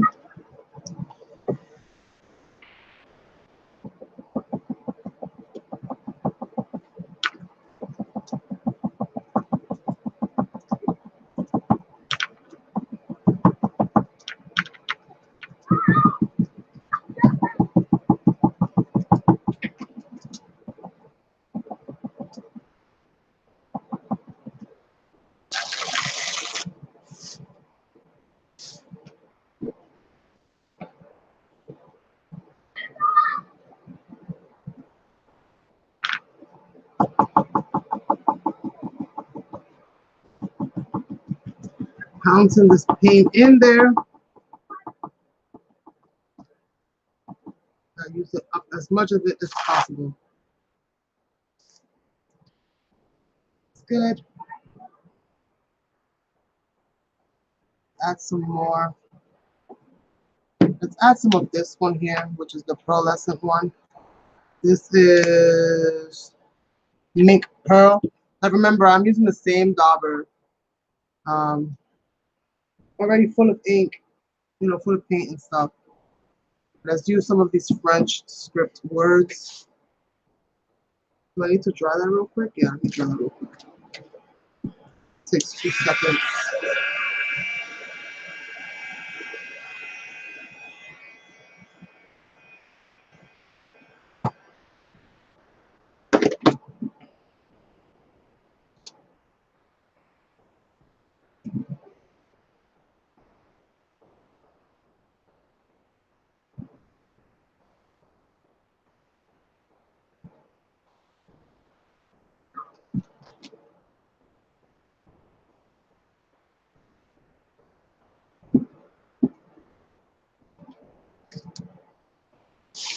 This is not one of my favorite stencils from Deco Art. I don't really like how it looks. I always have an issue with it. I keep using it, but I always have an issue with it. I think they could have done such a better job.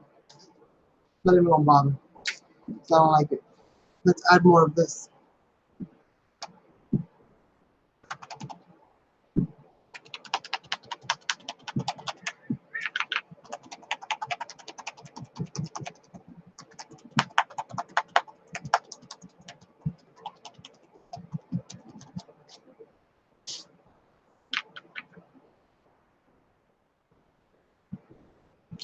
And then we're gonna go and start painting the face. And I'm gonna start adding my I'm gonna start gluing my metal pieces in and then painting my face. The first thing I'm gonna do is glue my metal pieces in.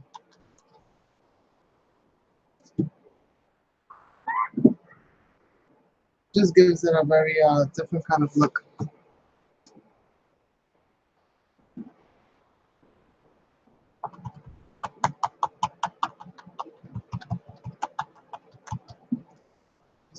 Just a little bit of texture here and there.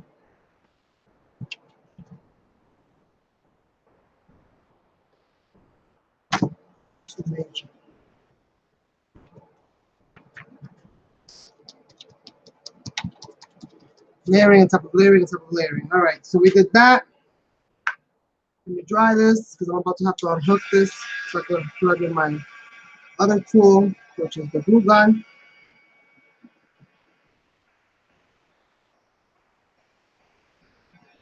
Maybe I don't need to apply the glue gun. Maybe I can keep that and just glue my stuff regular. All right, so let me start. Let me just make this a little bit more defined here with the black. I want to make sure that this is really dark.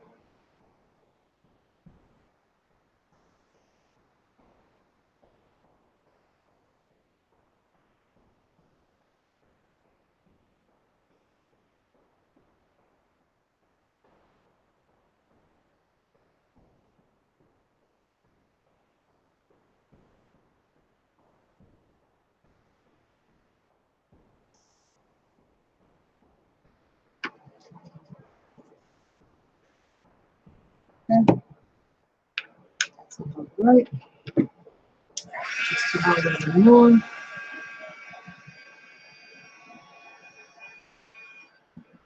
All right, let's start adding some of these pieces in and make them my glue.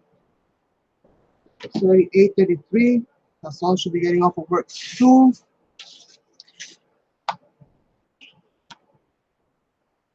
Maybe I can't do this. Maybe I can't do this until I don't paint her face. Otherwise, I'm not going to be able to lay out her stuff the way I need to. So let's go ahead and start getting some paint together. Turn this over real quick. There. I don't need these for right now. Maybe for a touch up later. I do have some stamping here that I'm probably going to use maybe with some white paint to just bring some white back into the picture. So I have some of this Whisper here. And I'm gonna go and grab myself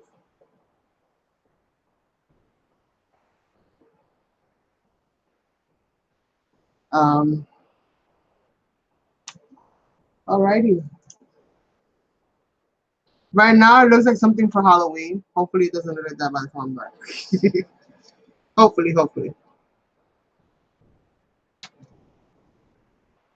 My paint is dry.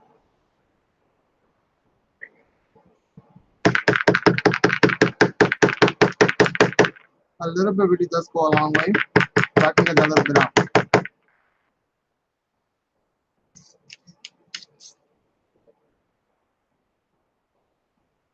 Did the whole thing dry? Get out.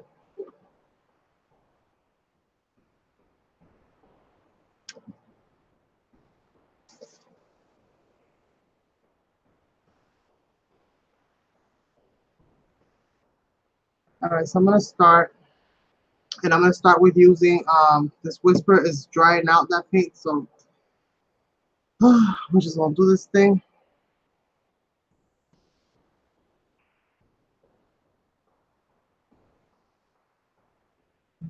Let me add a little bit of water here in this little well. I'm gonna mix it in with some of that red dye that I have left over there. My water is blue, you're not seeing things. Again, that's just how I roll. And you, Timon.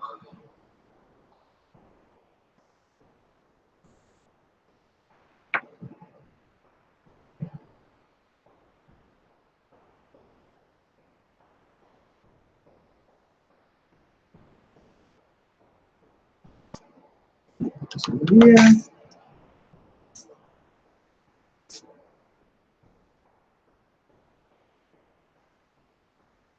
I might be coming to some of that burgundy and stuff that I have there shortly.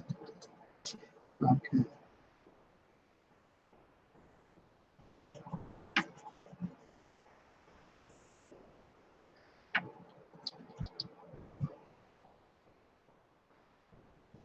I'm gonna apply these layers.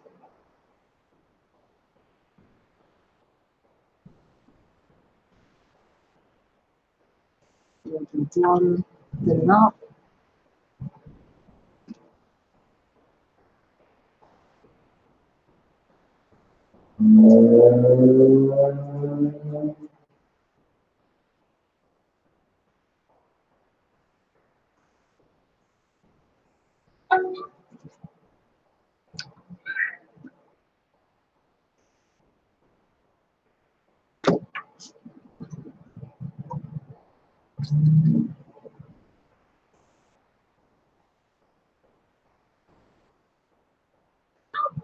So I pretty much painted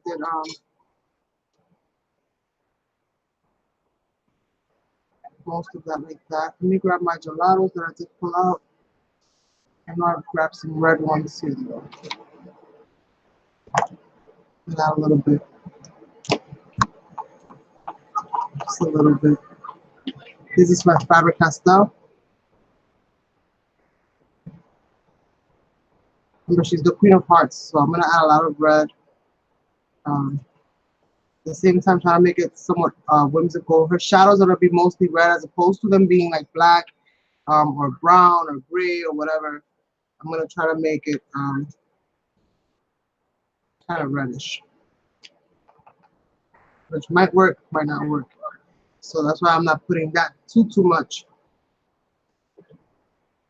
of that just yet.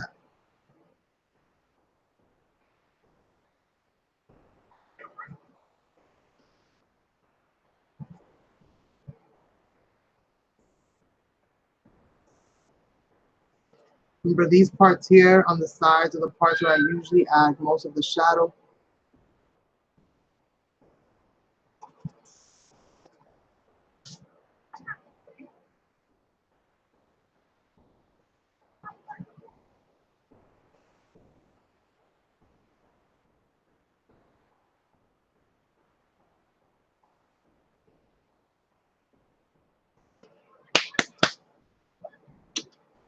Some buttermilk.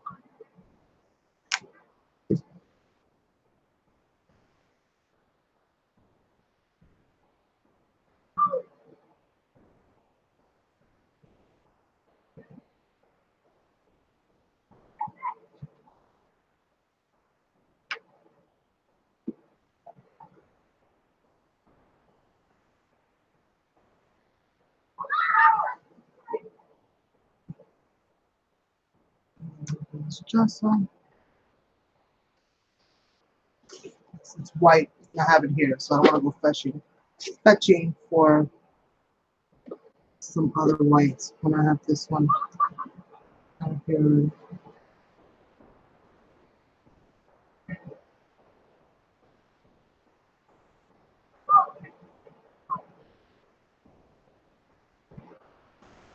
I want something here.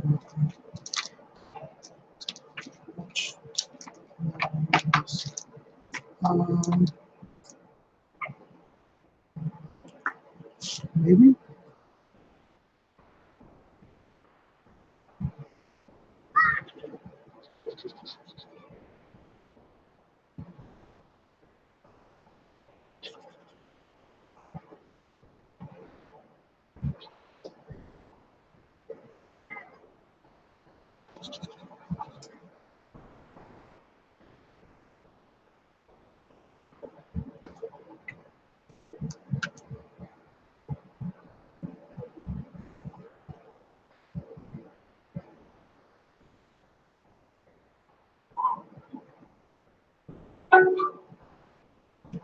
Hey, what the heck?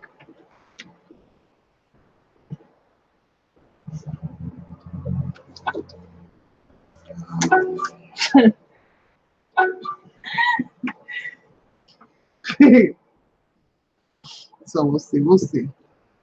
A little bit of brown. A little bit. Let's shake it better. Just a little bit of brown. Let me see what other markers I have here. Oh, I got brown marker.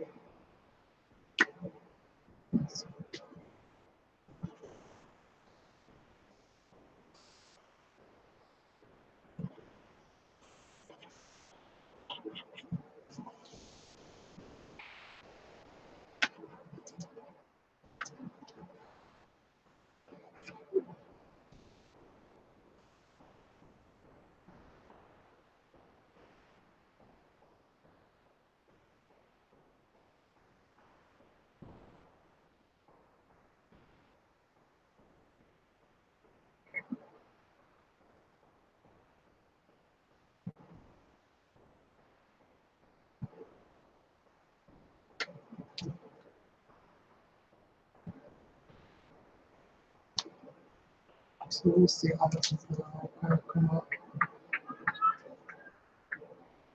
Thank you, Isabel.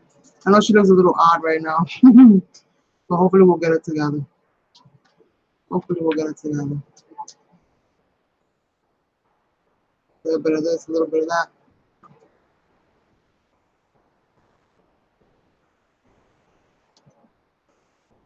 Wait.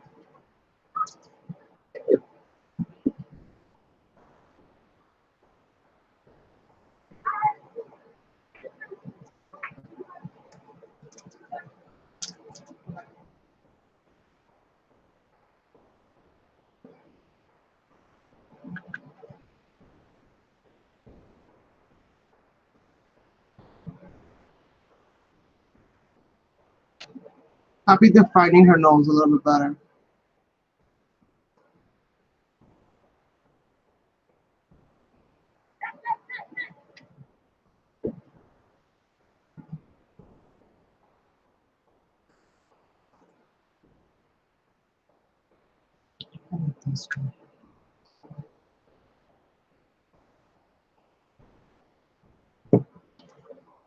Constituted because it's so dry. It is so dry. And I want this painting to look, I want it to be more painterly than the other ones.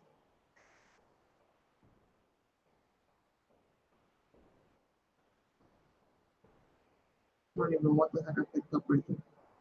Probably some black.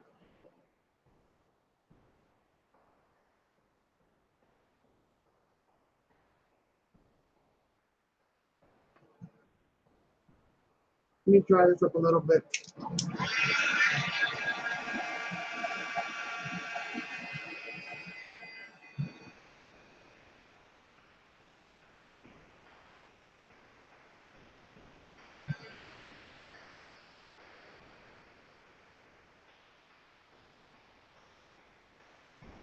Thank you, Karina. We're gonna see how it all comes out. I think she looks better on film, but she doesn't like. But we're gonna figure it out. We're gonna figure it out. I need a bag. Oh my god.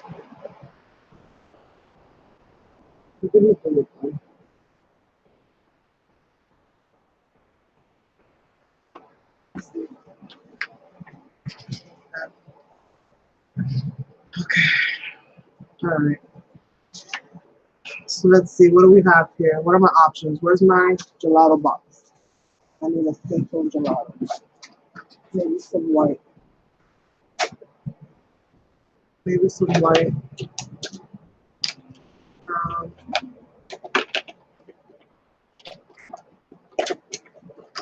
some pink. I love mixing gelatos with paint. I love the creaminess. This is not the color I'm looking for.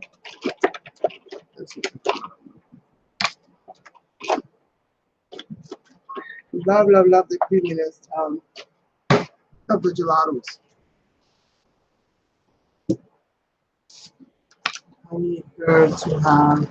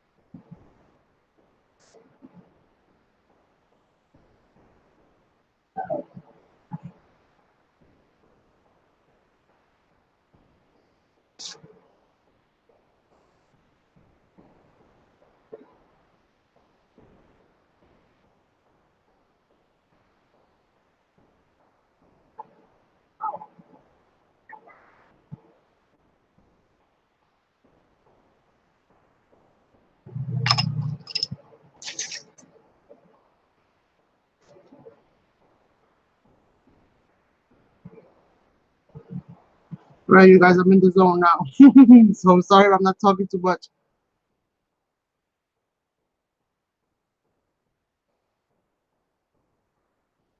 About that time.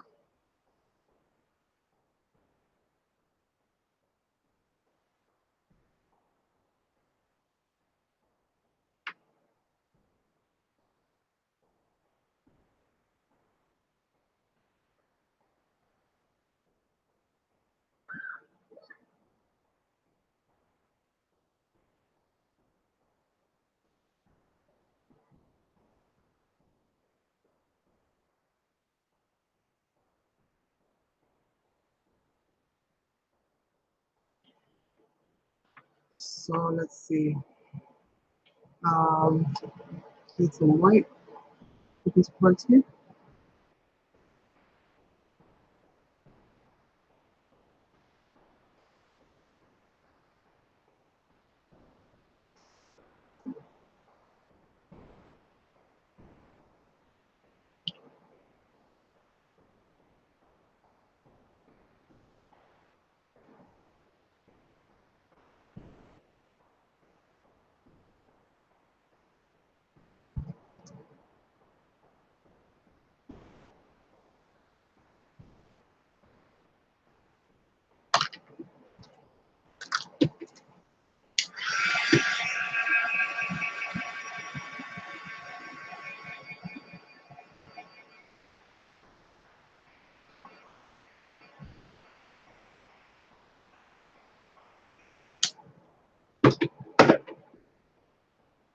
And got some markers here. Let me see. Where's my black one? This is where I tried this. This one was gifted to me by Isabel. I don't want to mess it up.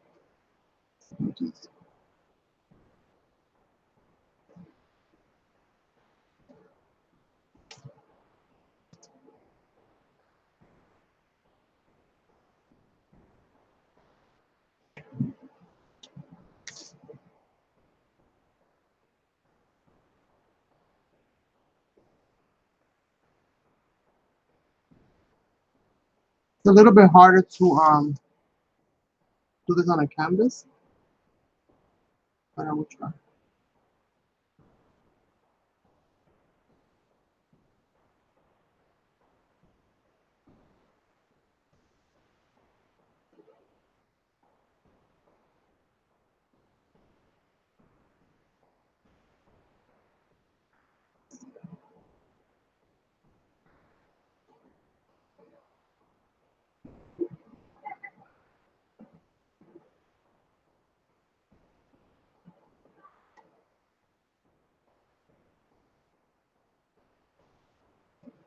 Let's see how she's looking.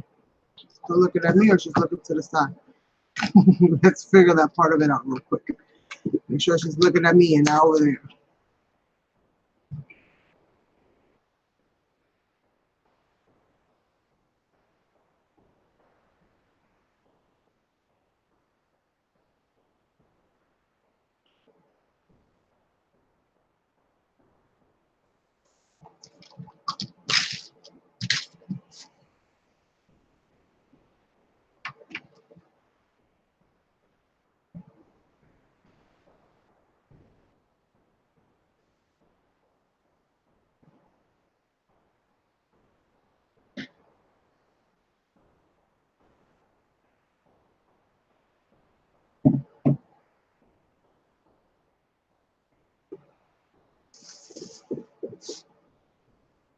She looks kind of upset.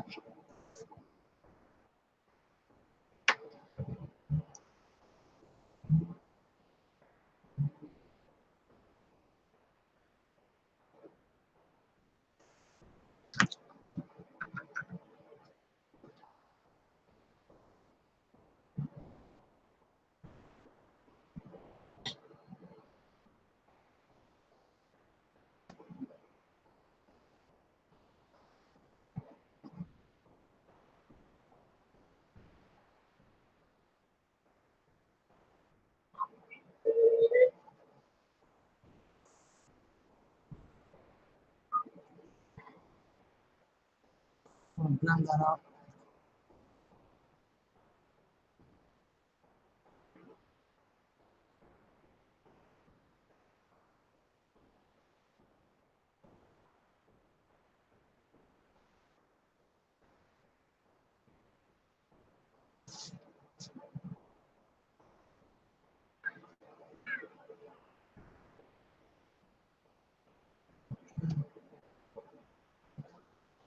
These markers, these are the plumes.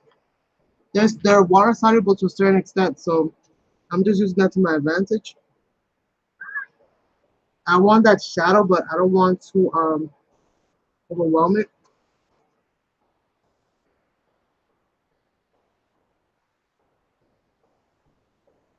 So I'm adding it a little bit and moistening it a little bit and then kind of blending it out.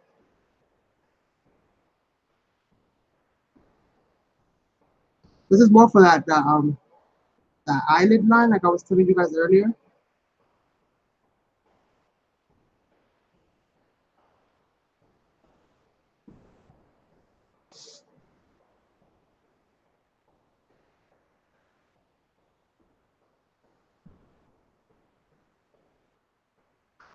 Mix it with that gesso. White cream will do just fine, or you can mix it with one of your flesh tones.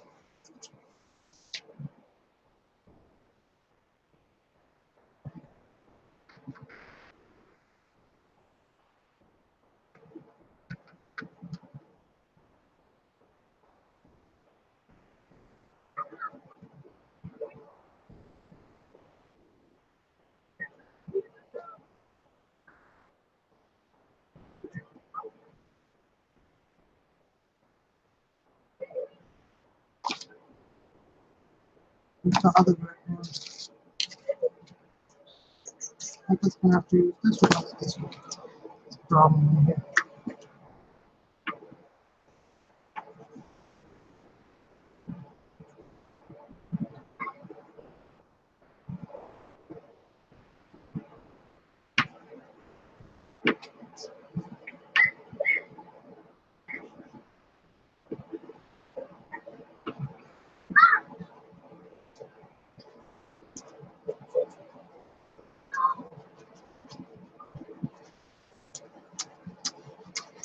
I don't go too crazy with these little shadow areas here.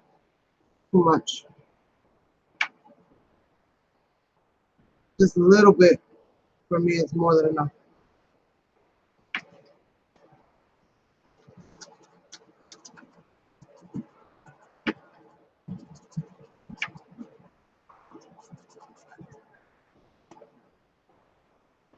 So I'm just adding a little bit and blending that in.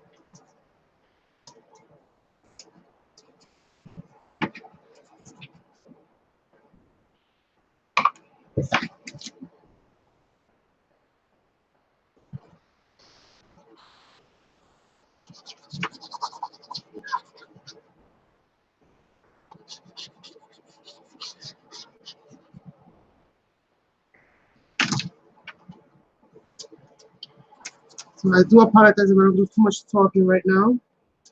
I'm finalizing what she's gonna be looking like. I just have eyebrows and stuff to draw, and then we're gonna start gluing the stuff in, and then we're gonna pretty much have this done.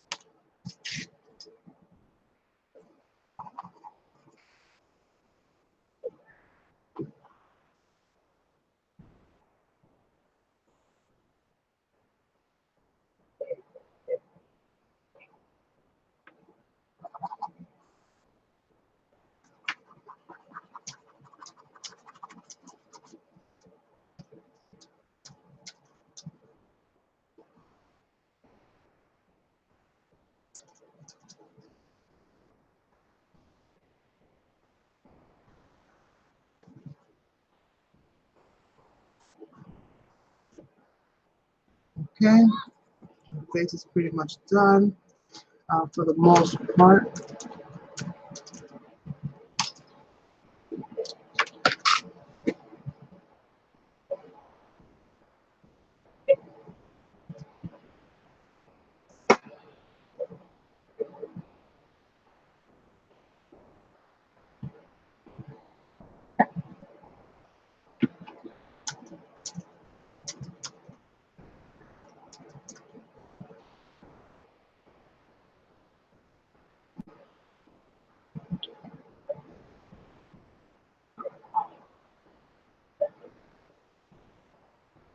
Swell my gelato, brush it a little bit.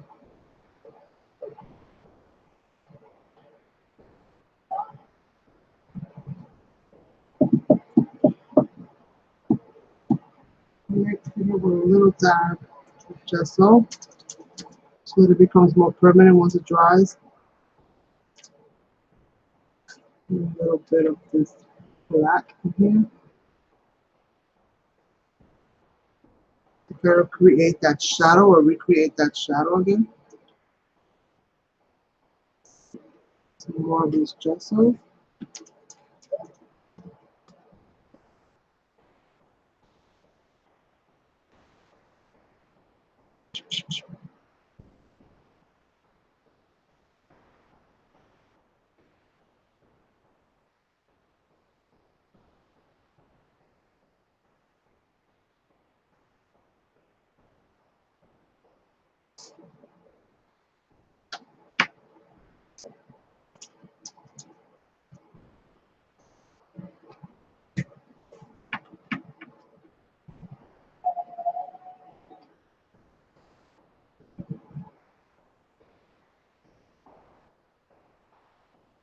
What's like baby powder?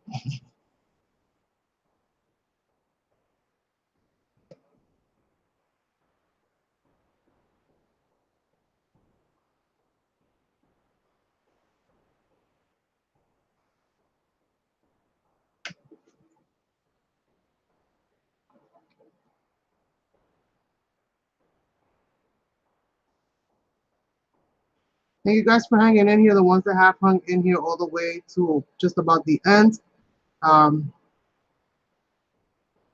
What we have left to do on this canvas right now is just add all the little bits and pieces. Do a little bit of stamping. And then this is pretty much done.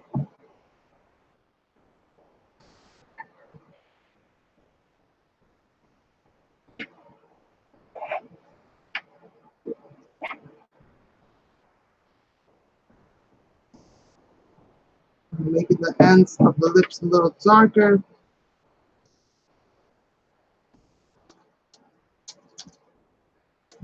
My gelatos. I want to have really, really dark lips. I'm going to fix the eyes. She's not going to have red eyes. I'm going to add more colors to it now.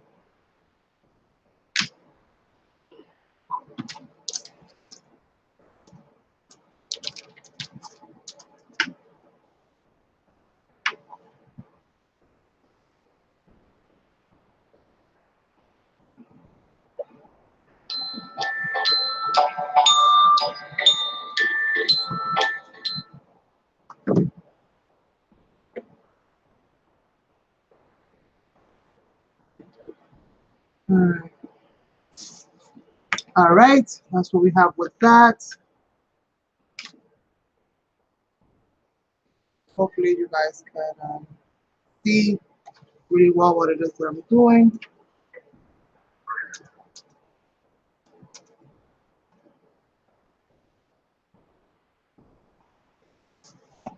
Let's start to add some stuff in here. Let me go ahead and grab some blue. I'm gonna add a little bit of blue to her eyes. These are the Jane Davenport Mermaid brushes. I'm gonna add a little drop of water here. Make it really, really light.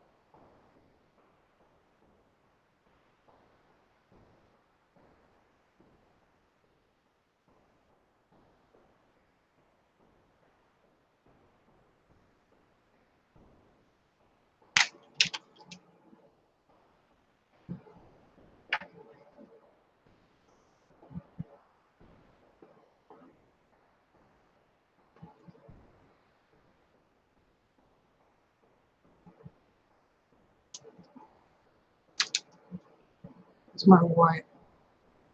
I guess I'm gonna have to use the gesso.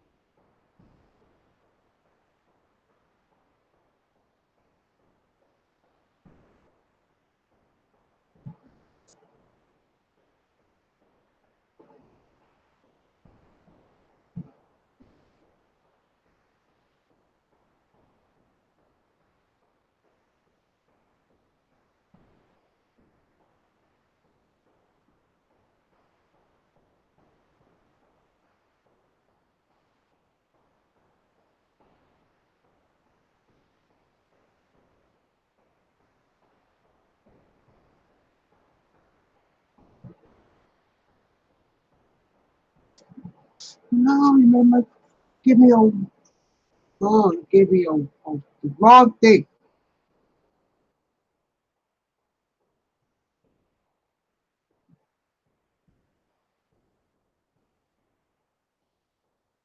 So creepy, you don't even feel it when you go into it.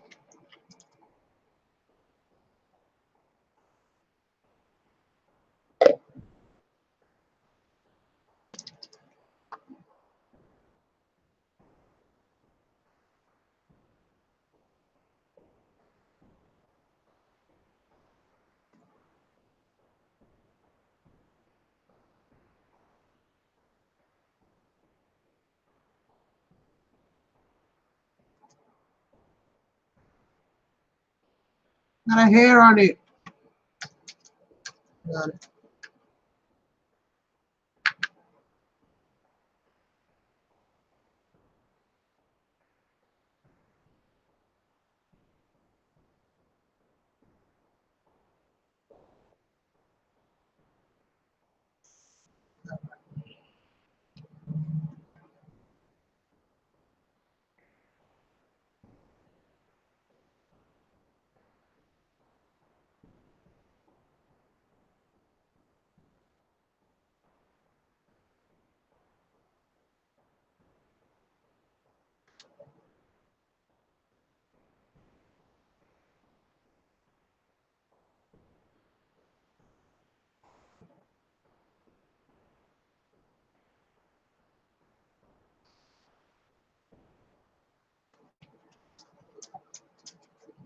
Okay. All right, I think I'm gonna stop because otherwise I'll never finish. And it's time for me to start gluing on the embellishments. I'm finishing off this canvas, you guys, because I'll be here forever. You guys know how I am when it comes to me and my paintbrushes and my paints.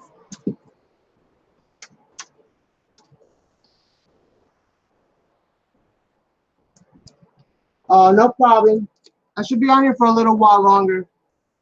Sazon. No, I said I was gonna glue them on. I'm not gonna use the glue gun. I'm gonna just add them like this.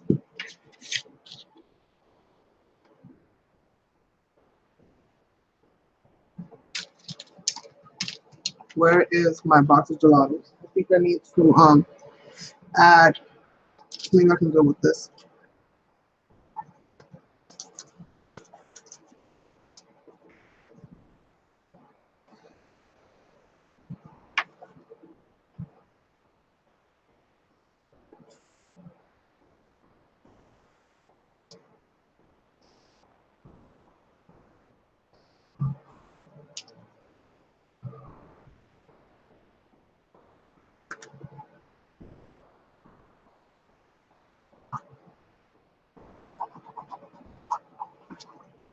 Now this does move with water, so I'm not gonna worry about it too much. I'll add her eyebrows, so I know it's missing. In a second, I just want to start adding some of these metals, and then I didn't want to see any white paper around her face. That's why I'm kind of doing this right now. I just want us to be all flesh tone and just the metals. I'm gonna do this just to kind of darken up some of those little white areas down there.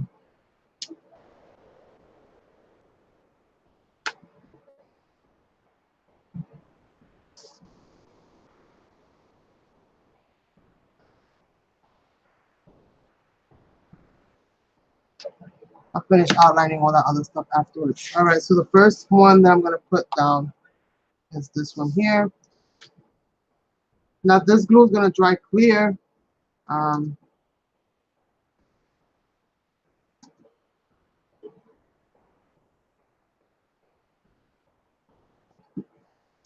this glue is gonna dry clear. So I'm not gonna worry too much about that.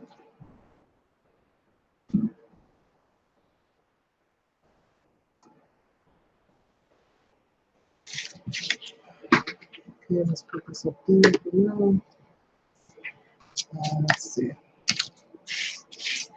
All right, so I know I had two of these, one in each ear.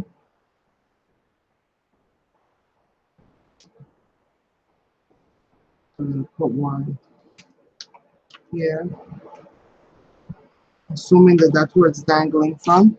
Where's the other one? Okay, this one. Put this one here.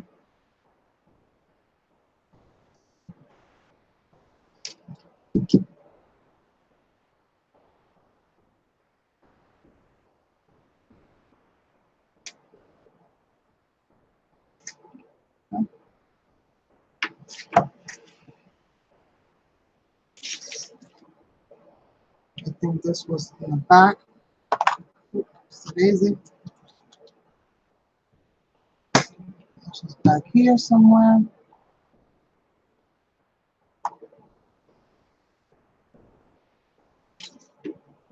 We have some flowers.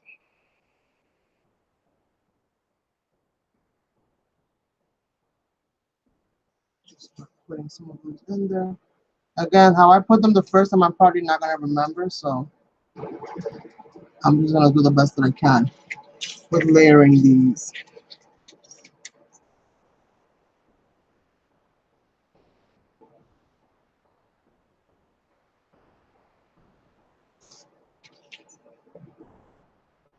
I'm gonna try to add some of these bigger pieces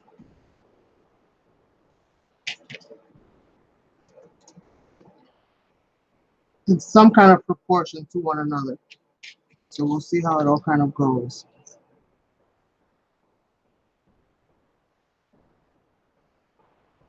Hello, Alicia.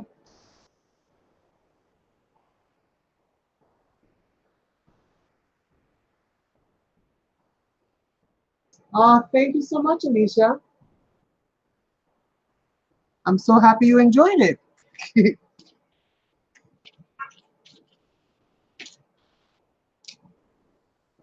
Go ahead and add one right here. One right here. This is an anticipation of me knowing I gotta put something there. I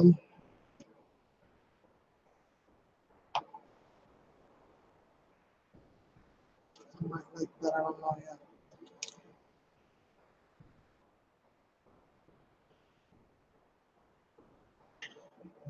That one there, and I know I'm using a whole bunch of glue, you guys. Let's push this up a little bit. Move it around as needed. That's what's awesome about some of these, that they're so flexible. You can add like so many layers. I think I'm gonna have to go ahead and pull out my other bag of metals, just to get a variation of pieces going on over here. I have two of these. Different colors, but let me see. Where is my bag? Where did I put it? Behind me? Maybe?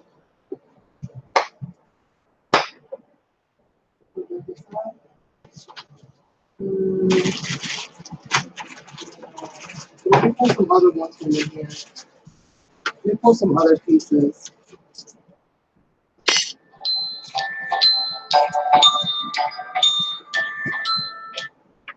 Hello?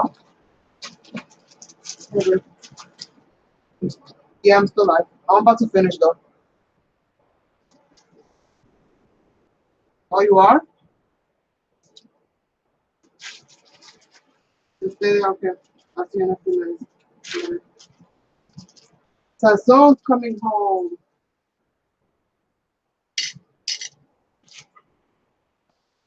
I'm just putting out a few little filler pieces and um, seeing what I can come up with.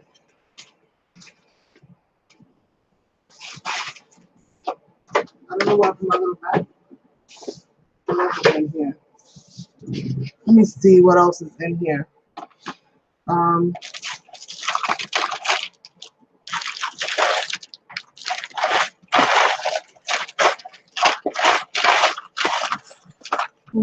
I guess I separated everything, so there's not much in that box.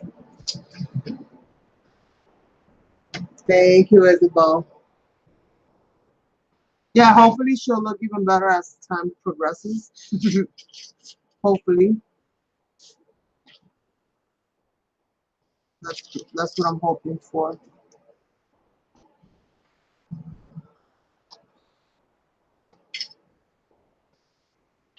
Just kind of moving them around to see where exactly I want what. And I do plan on filling in almost all of these spaces all the way around, but we'll see how it all kind of comes together. And I'm trying to keep it somewhat symmetrical from one side to the other. We'll see if that works out as well.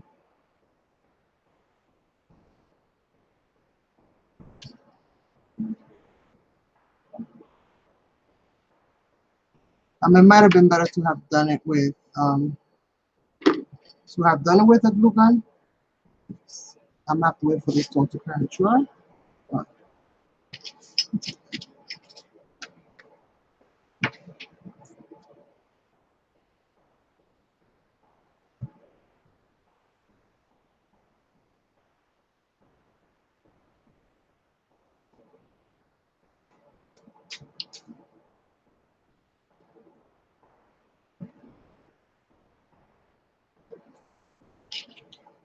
I feel like she needs something.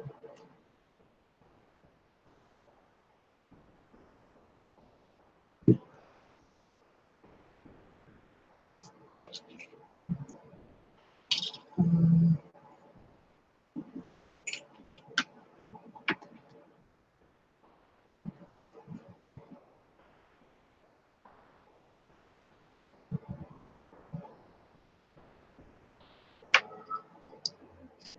a lot of glue because this is gonna be really heavy. So I need to make sure that when it dries as secure as possible.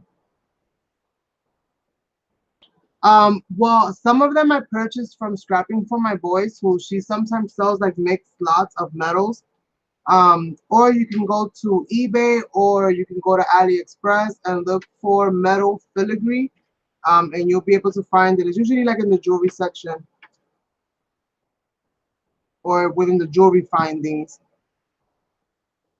I want glue, but I don't want it to be like lobs and mountains of glue. I'm gonna try to utilize as much of this glue as I possibly can.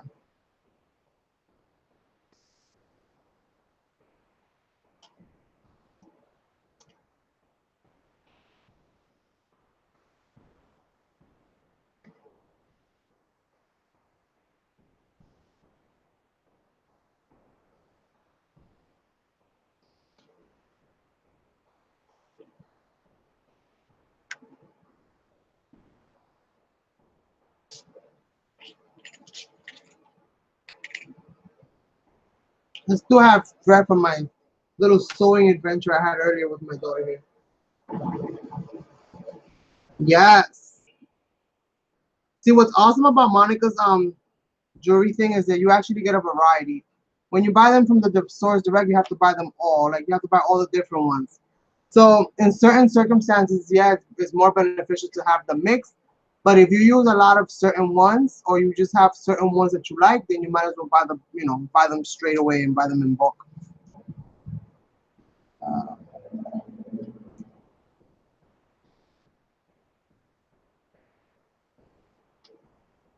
Once this all dries, um, I have to see if I'm gonna spray them or what I'm gonna do with them to change them up if I feel like I need to. Where's my bag? Do you see what's in my bag? Angelus?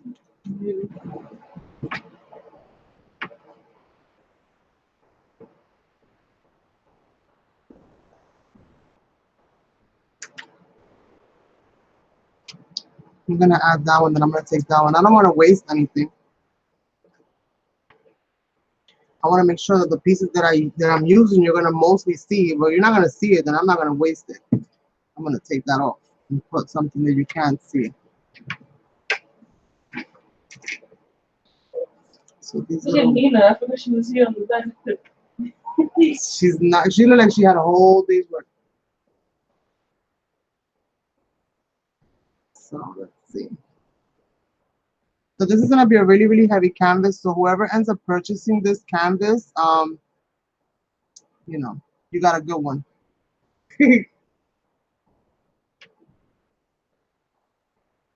Yes, thank you so much, Isabel. I still greatly appreciate you. All right, so let's see. We're down to the wire just about. I feel like giving it a quick blast, but I know that this glue's not gonna dry fast anyways. I'm just gonna end up making a hot mess and blowing bubbles. So let me see if I find where I put my bag. I don't know where I put. Oh, there it is. Where I put. So she sells them to you in an assorted bag like this. Um, I need to find some leaves that she did include in it. So I'm gonna look for some leaves and hopefully I can find a few. And with her, you're gonna get depending on which what it is, you might get mixed metals like in color, as in silver and gold and bronze, or you might get all bronze. It all depends. I got a mixed assortment, so I got a little bit of everything. I'm gonna say. Looking for the leaves, you guys. Here they go. Looking for like tiny little leaves that I can add in here. Oh, sugar. Sugar. It's better than the other word.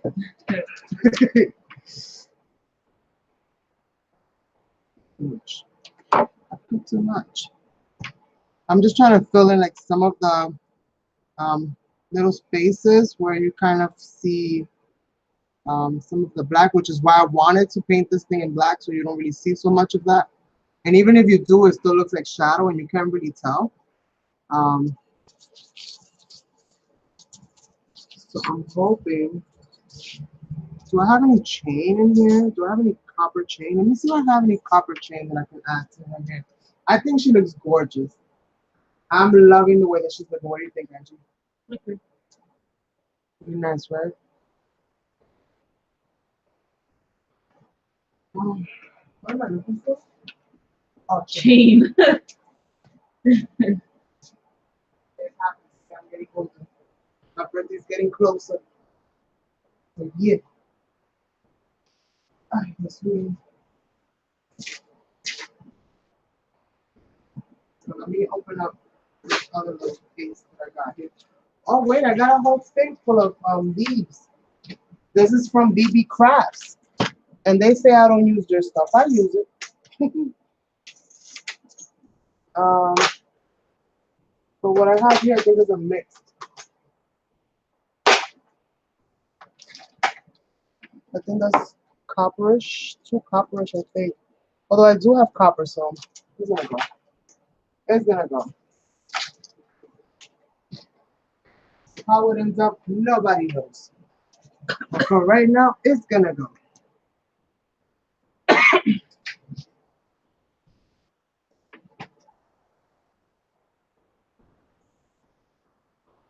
Thank you, thank you. All right, so I got these little some of you guys saw my BB Crafts. They sent me some items, and I did a little capuchon DIY. But mainly, as I explained to them, I'm a mixed media person. Anything that I have will and can be used for mixed media. So there's not really much for me to DIY because I use these metal pieces as fillers for my projects. So I don't know. I don't know, but we'll see.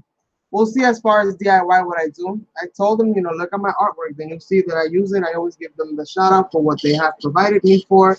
But they want me to sit there and like redo the same stuff that everybody else is kind of doing. And that's not really my thing. So we'll see what happens. So these kind of match. And I can kind of like stick them in places, I guess. Stick them in little places. I'm looking for the one that I like. And this is a nice little assortment of all kinds of leaves.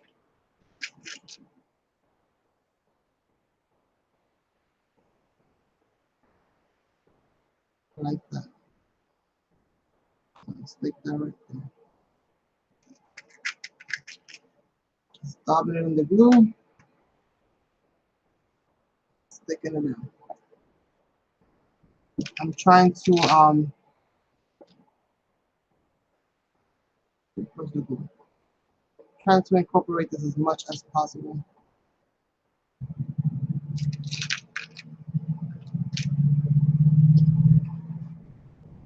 All right, Karina. So yeah, you know, I'll be trying, but I'm the kind of person that my ideas come to me literally as I'm working. Because usually when I get an idea, which is why I made my idea book, by the time that I sit down to do it, I forgot it already. So it makes it a little bit harder for me, in certain circumstances.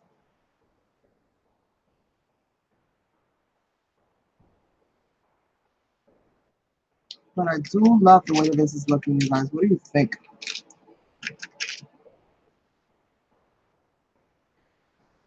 She's like earthy and has all kinds of things going on. These branches, leaves, and flowers.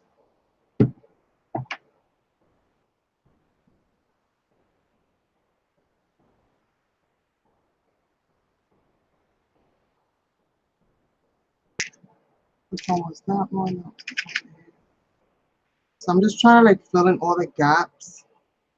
Basically, is what I'm trying to do at this point in time. It's just kind of like fill everything in. I didn't put much in the center of her because I wanted most of the plumes to be like out to the side.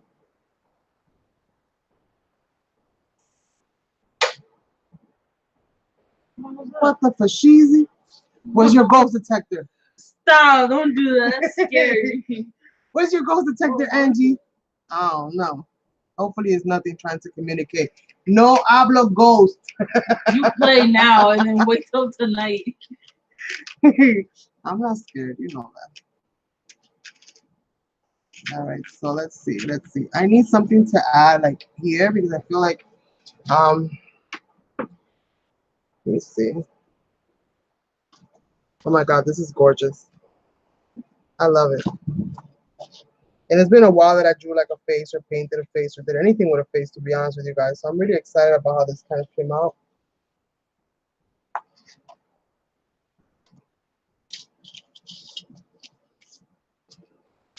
I wanted to add some chain in here, but I don't know. I think it's too coppery. And I don't know if it's gonna look well. I do have some pieces that are coppery, you know, that have that copper look to them. But I don't know. Let me open this. Let's see what I see.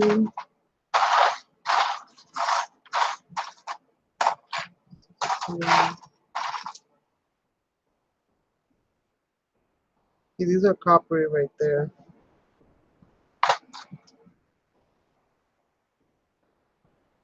Thank you, Donna. Let's see. So I'm trying to see if there's anything that I don't feel like it's missing anything per se. Maybe if I can see if I can find them. She sent me the most adorable tiny little yes, tiny little gears, and I absolutely love them to pieces. And I need to find out where she got this from because I need to buy like a gazillion. I'm gonna inlay some little gears in there. I know she sent me a nice little amount, so I'm gonna try to put this all in there and like put these little gears up in place.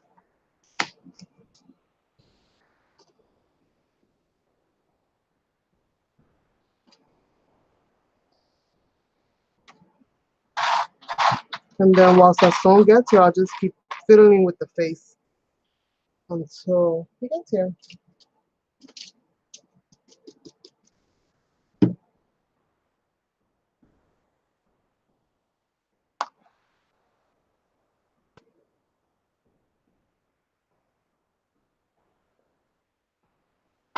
So it's kind of steampunk-ish. Got that steampunk kind of vibe, even though it's not all the way steampunk.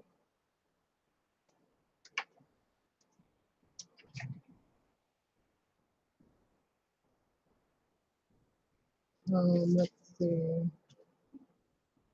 Put it in the earring. I just don't know how many of what I got, so hopefully, like, hopefully I have enough to fit in here. And all the gears are not necessarily the same.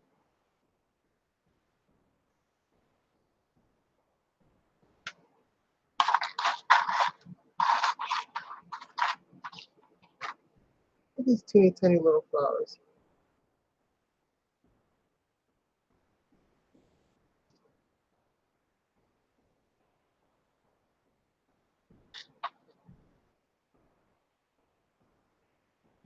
This is why I gotta hide stuff from myself, because every time I craft, it's like I'm never gonna craft again. So I use everything that I have on any project that I'm using at any point in time. I am susceptible to waste the whole dang load real quick and in a hurry.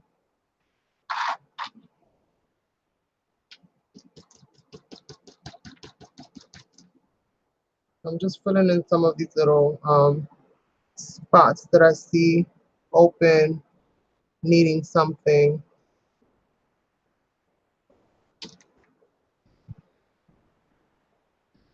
And I don't want to move this tool too much because I really love the way that it looks as it is.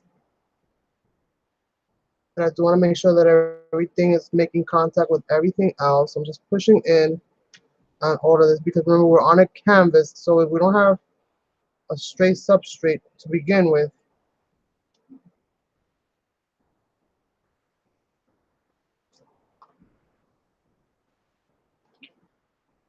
I mean a solid substrate. It's straight, but it's just not solid. It's got too much flex into it. Um,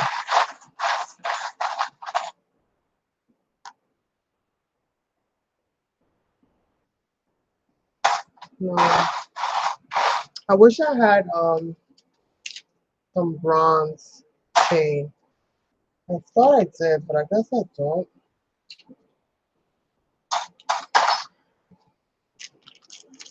Let me see. Oh, these are bits and pieces. This is not even like a full chain. So like little bits and pieces. I guess they're for they're connectors. To add to the connectors that they sent me. I thought it was like a whole chain. What happens if I want it longer than this, huh, BB Crafts? You shouldn't have pre-cut it for me. I could have done that myself. Okay, so let's see.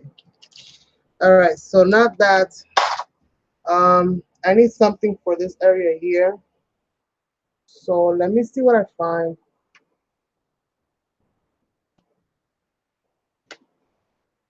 Let me see what I find. And at the same time, I want to I could finish this part of it off. I did want to do some stamping, but I don't know. I kind of lost mojo. Stamping mojo. I did want to do some stamping, but I don't want to mess it up.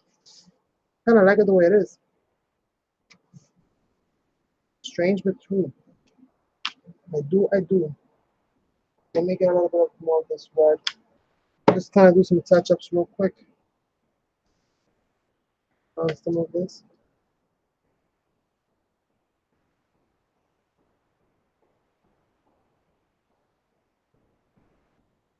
I got a little bit of canvas showing here and there. Just touch up a little bit of that red.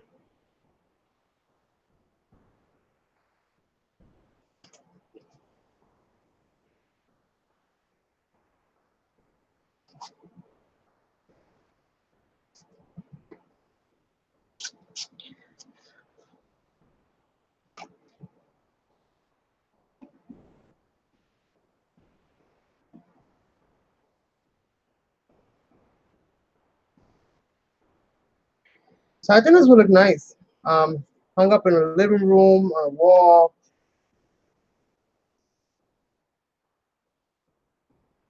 I think this would look so amazing. I'll bring that up to you guys so you guys can see a little bit more. Hopefully my lighting is not too bad. You guys know I always struggle with lighting in my apartment. But I really do like the way that came out.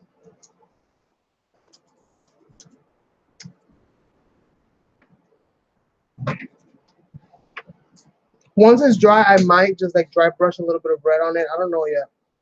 We'll see. We'll see.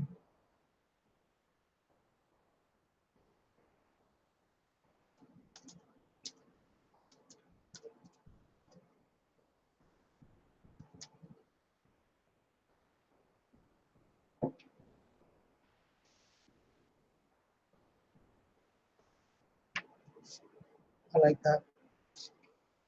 I like that a lot, you guys. Let's just finish working on a little bit of the face. And as far as this right here, I don't really know what I'm going to do with that. I don't really like it too much. So maybe, what can I do? Can I stencil over it? Yeah. I'm going to stencil over it with the red and the black mixed paint. So I'm going to mix a little bit of that black into that red, which is rouge. That's what it's called. Just a little dot. I don't need much. I'm going to stencil at the bottom right here so that I can get rid of that line, you know, from when I drew the face onto the paper. And I more or less kind of cut it up, tore it up, I mean, with my hands. So I like this right here. So this is my number 152. So let's go ahead and try to blend it out this way. And I hope that this looks good. I don't know if I'm doing a good thing or a bad thing, but we're going to do it.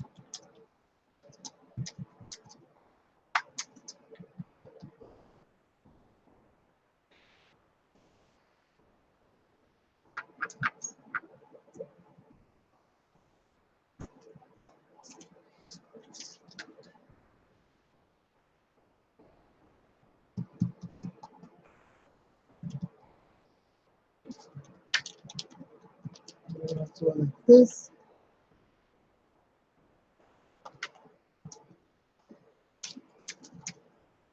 Just to give it a little something. Let me dry it real quick. I could do something else.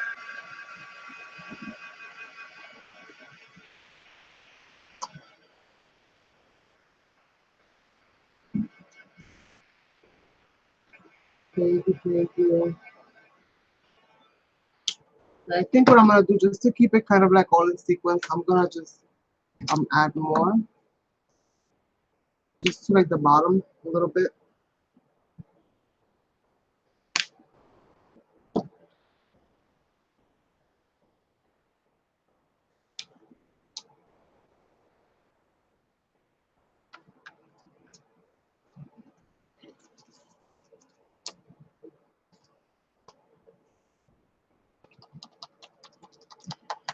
Just adding a little bit more, just to kind of have it all kind of play into each other.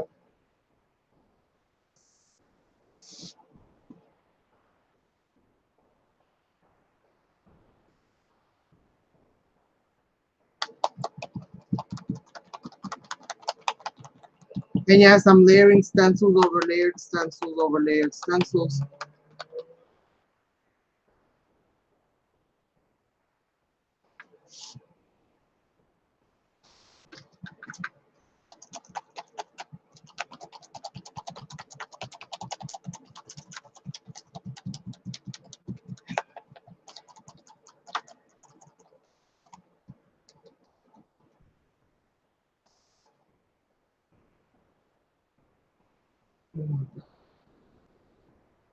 Spray.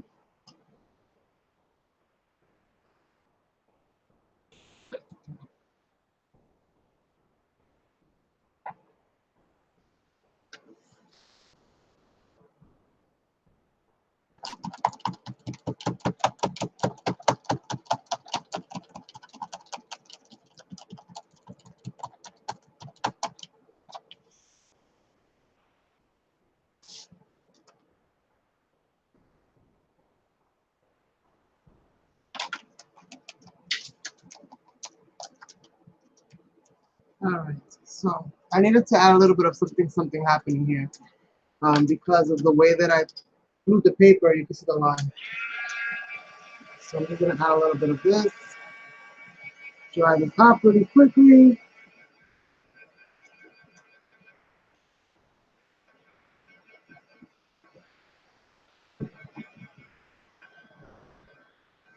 This chalk paint dries super, super fast.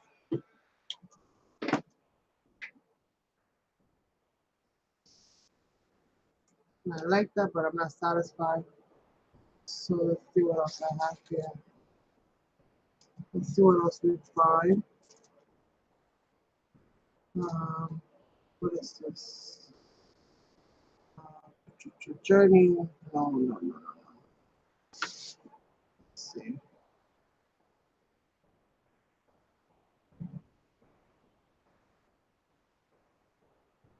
Should I add this that says steam on it? I don't think so. No. No. I gotta look for a different kind of something. I don't know. I don't like it. I want to just get rid of that line. That's what I'm trying to do. So I'm trying to get rid of it, or just, I mean, just distract from it. Really, is what I'm trying to do. But I need a good stencil for that. So I'm trying to see from the ones that I have available, which are the ones that are in front of me right now. What do I have?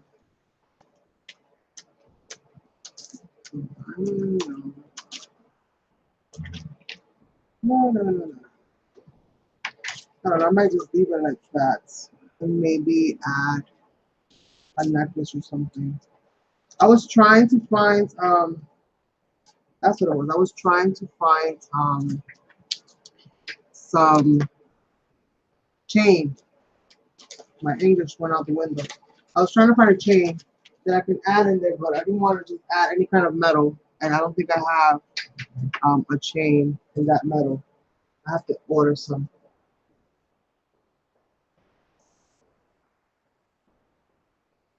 Yeah, because you guys don't see it, but if you have it up close, like right here in this area right here, is where the, you know, where I collaged the picture on after I drew it, so I can see it. It's driving me crazy because I can see it. I can see it. I know you guys can see it too much, but I can see it. Maybe I just keep adding some more collaging.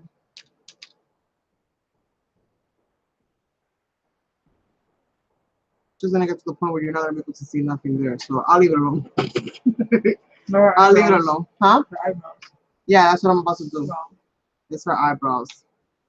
I'm gonna grab my brush, get her eyebrows going.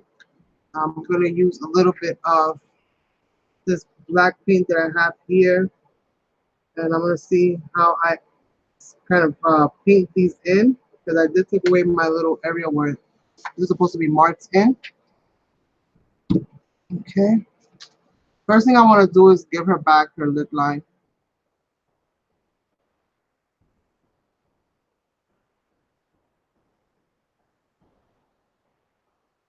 I want to give her back her lip line.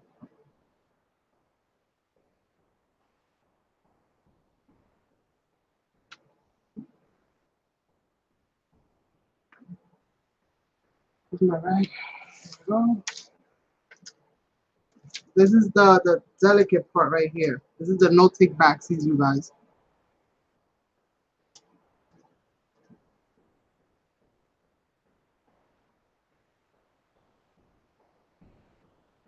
I know I said I was gonna do eyebrows and I went straight for the nose. I'm scared of the eyebrows right now.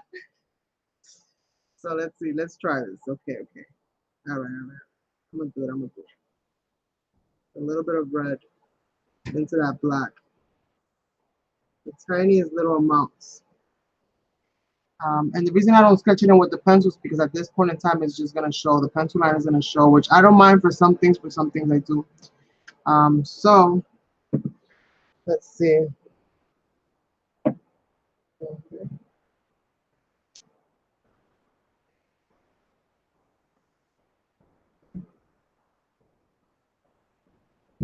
All right. Let me stand up. I get a little bit better. See, I'm one of those people that I gotta turn the stuff this way, turn the stuff that way in order for me to get like good angles. I go through that a lot.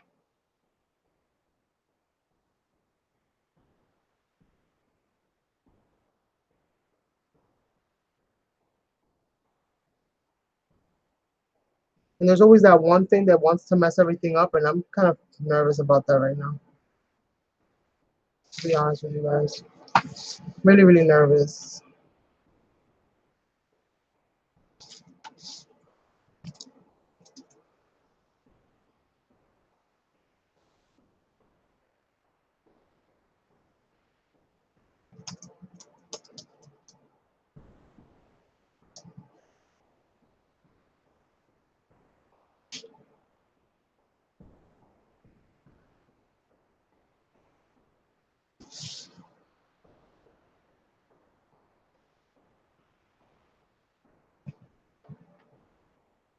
I'm gonna add a little bit more detail into the eyebrows once I dry this up. I'll go in and add like what looks like little hairs and stuff like that.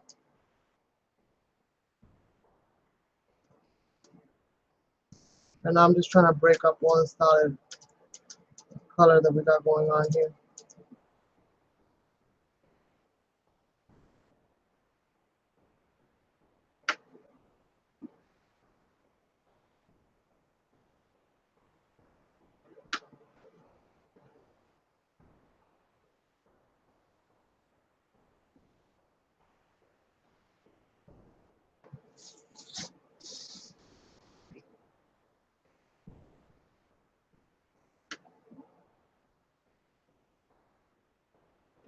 Eyebrows contribute a lot to a person's expression, so you have to be really careful when you're doing this so that you don't go for the wrong. If you're trying to express happiness, so you don't make her look like she's sad and wonder why she looks sad.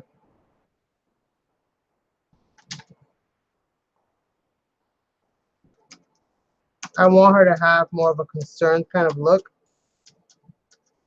I want her to have the seriousness about her. Like, I don't play no games. You see all this metal? This is not a game right now.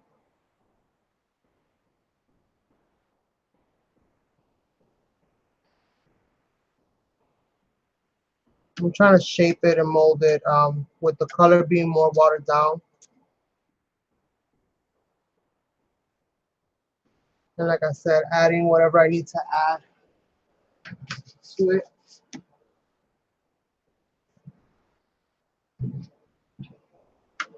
So kind of playing with this color here, but watering it down until I get the right balance of what I'm looking for. And this is the rouge mixed with just a little bit of carbon. I'm gonna try to use the dry bristles to kind of like create the illusion of hair. So I'm just gonna kind of push up against it, barely kind of touching the canvas, just to make it look textured and not so kind of straightforward like it's looking right now.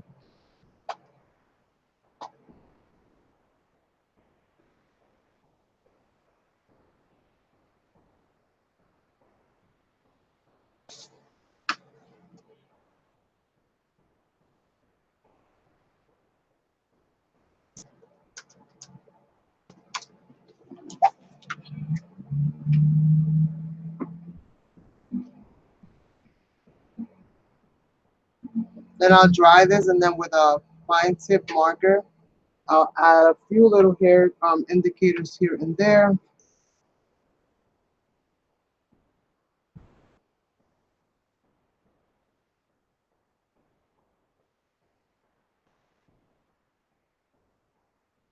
Again, whoever ends up owning this is gonna see all of my little mistakes, all of the imperfections.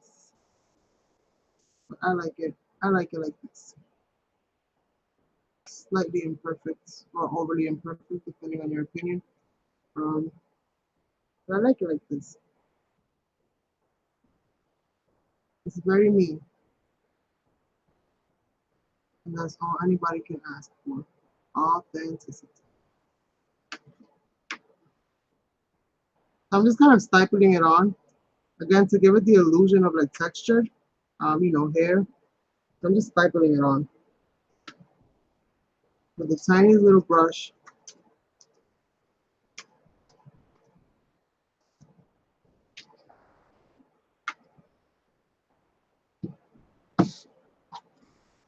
And then watering down some of it to create, sorry, I know you guys can't really see this part of it. I'm gonna just kind of like water it down to shape it a little bit better the way I want it. Bring in some of those shadows from that same color that I'm using on her eyebrows to kind of fill in this piece right here, which is like, you see where the middle of the eye is towards that edge. You want to darken that up just a little bit to create the illusion of depth, because our eyes are sunken in, you know, they're in a socket. So you want to create the illusion of depth by adding the shadows in there.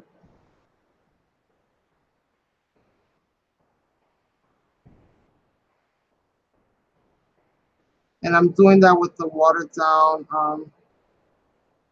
colors, using it kind of like a watercolor. I'm just creating some depth in her eyes, right in this meaty part right here. Using shadow because of the hair, so adding more of that shadow in there, bringing that in.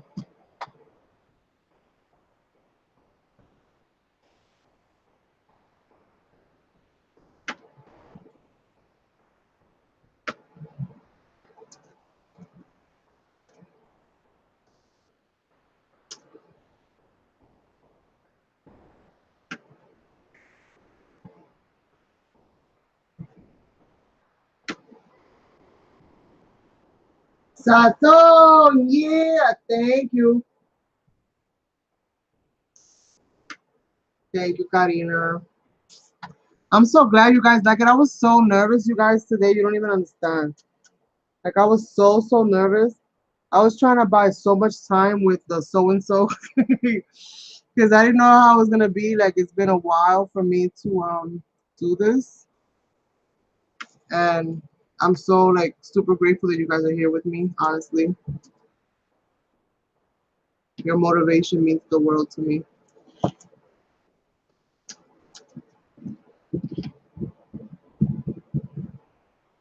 Nose area here. It's a little dark, so I'm going to lighten it up. Just lighten it up a little bit.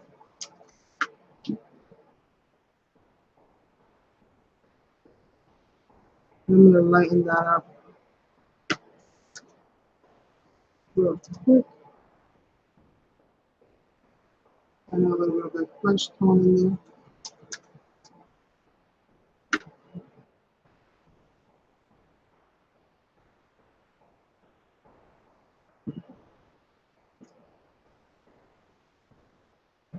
I'm gonna water it down because I don't want it to be that color. I just want it to just kind of blend out some of that dark shadow area that I did for the nose. I just want that to blend out.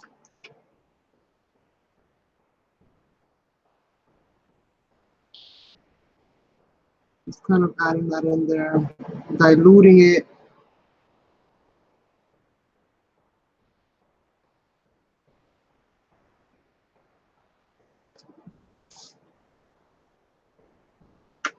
All right, you guys. Oh my goodness. Oh my goodness. I think I'm gonna have one of those moments today. I'm gonna have one of those I lost my mind moments. I can't believe I did this. I need a white. I need a white. I need a white. So I'm gonna add some more of this gesso into the eyes because I need a white and I have to go get it. I don't want to go get it. Ugh. This is gesso. I just want this to be super bright.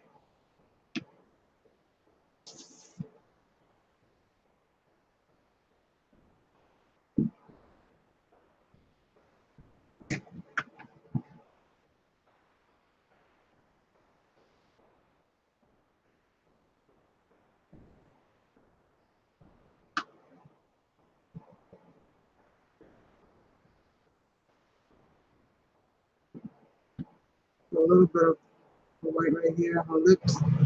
Give her a little bit of a shine, the pucker. Right. So a little bit of a shine, I think too much. Maybe around here.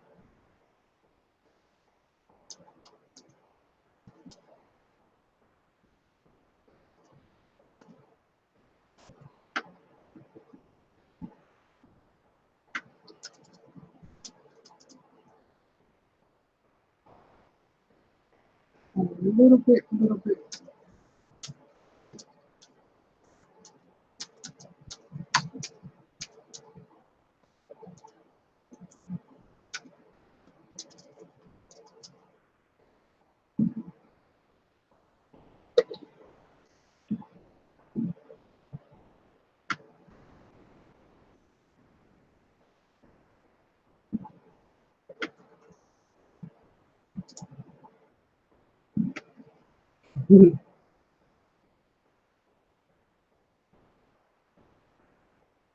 Thank you. Oh, get it for me, so that, oh, Sazón bringing dessert home. Oh, what are you bringing? What are you bringing? Ice cream? No, What? he wants food. He says hungry. I'm hungry as well. There's 2 frozen pizzas in the freezer. I fed you guys too early today because I was going One to will lie. be disappeared by tonight. Dig that? You understand? Do you understand? That no means no. The words that are coming out right now. Adding a little bit of this red here and there, just to finish it off. Basically, just giving Sazón time to get home.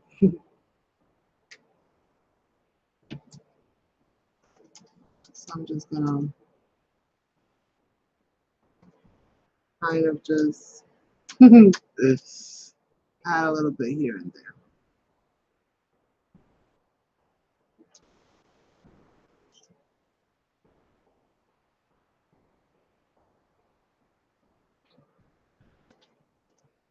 Yes.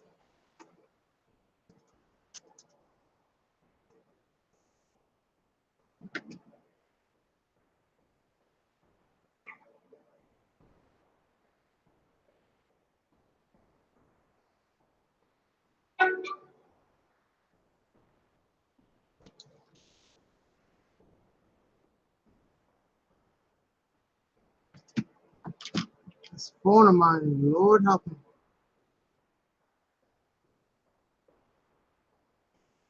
All right.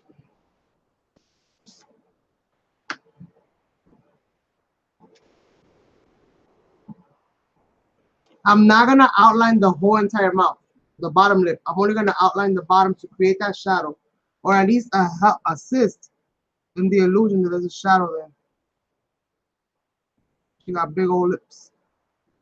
She's gonna be casting some kind of a shadow.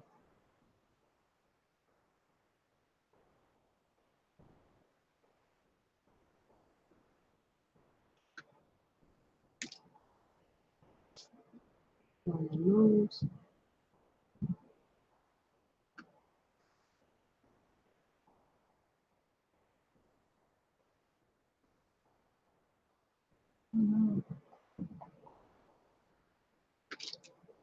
Where's my little brush?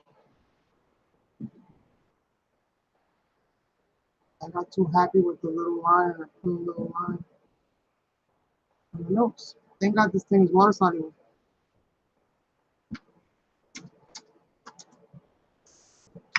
All right. That's pretty much that for that.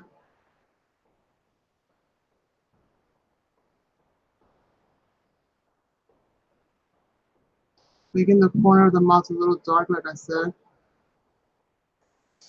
just to kind of bring that out. The top lip, I will go ahead and outline slightly, very lightly, very sketchy as well, just so that it kind of shows. And then make sure that I get that line.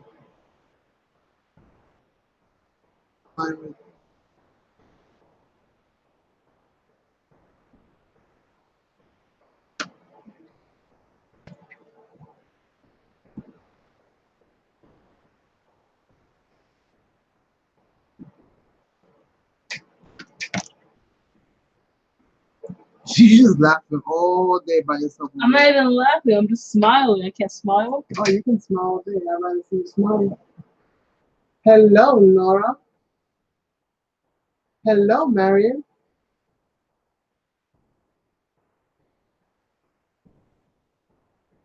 You keep telling me what? You talking to me? I'm sorry, you guys. I be in the zone over here. So like by the time that I jump into the conversation, man. you guys are like on a different subject altogether, and I'm like so lost. So I do apologize for that. Let me work on these eyes a little bit. Tell her, Donna. Tell me why. I keep telling her to why. What I do?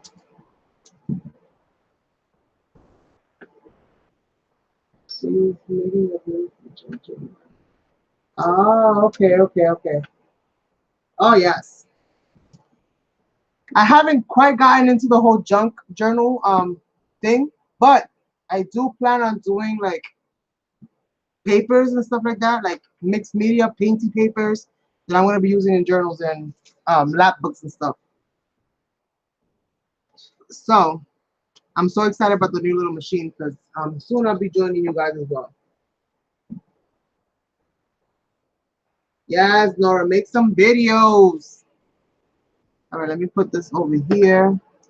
Let me put this over here to the back because I don't think I'm going to be adding any more metals from the looks of it. I think I've got quite a few, quite enough going on over here. So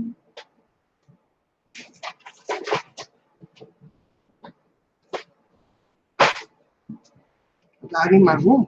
I'm like in a corner over here trying to create because I got all this stuff being held up.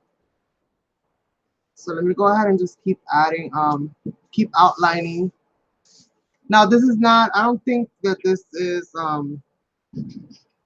water soluble. So I know for a fact once this is all like dried up, I'm gonna like either I'm gonna go over it with triple thick, or I'm gonna spray it down or something to kind of set it and protect it because it's gonna need it.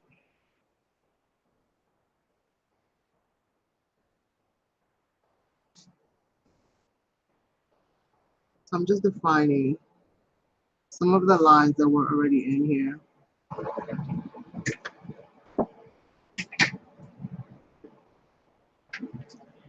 And at the same time giving her just kind of like what looks like she has eyelashes, but I'm not gonna go too detailed with the eyelashes.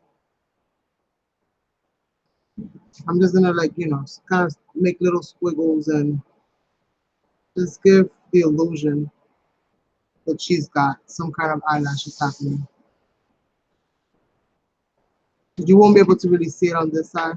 You'll be able to see it mostly on this side. Because most of her is in shadow.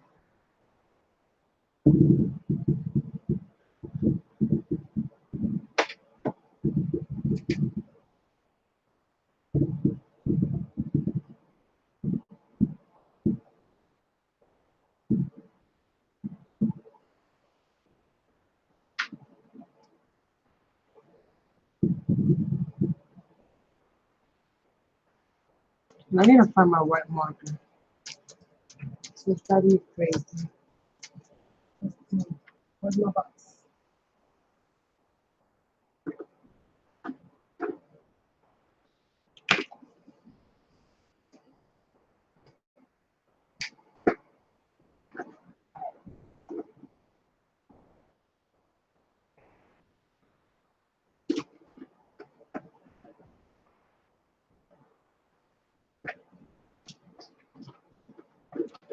So I got two white markers. One is a paint marker by Deco Art. It's for glass. And one is a pasta. So I'm going to see which one's going to do right here to do. I'm trying to make that white really, really, really, really white. I want it to really show. Like super, super bright. I drew her face.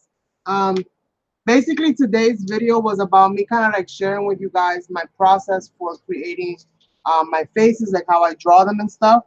So if you end up coming back to this video, what you're going to end up seeing is me more or less breaking down like how I go about creating faces, like with starting with the ovals and then You know, more or less how to divide it, how much space you need to leave as far as the forehead and the top of the head compared to like the eyes, the nose, and where the mouth go.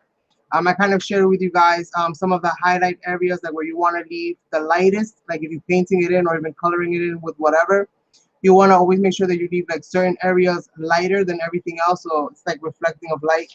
Um, so that's kind of more or less what we went ahead. I kind of went over with you guys how I draw the eyes and, you know, how to put the eyelashes in if you want to do that. Sometimes I put them in, sometimes I don't. Little tips on how to do the eyebrows in pencil and be able to shape them with using your eraser as opposed to, you know, having to start all over again. Sometimes it's just as simple as shaping it with the eraser to get the shape. But that's more or less what we did. So we did this on white paper, and then I went ahead and drew her on here, and then ripped out the image, collaged it onto the canvas after, and then gessoed over it with clear gesso, and then proceeded to paint.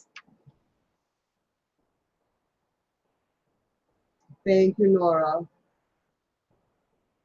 So if you want to see how more or less, you know, I go through that and you want to hear like all the tidbits of that information, then you could definitely make sure to come back to this video after it's done and processed, which takes a little while because I've been here for a while.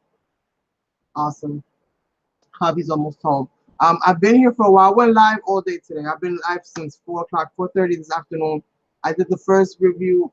My first live was a review of a little portable sewing machine that I bought for $16 on eBay. So if you're looking for something like that, make sure you check that out.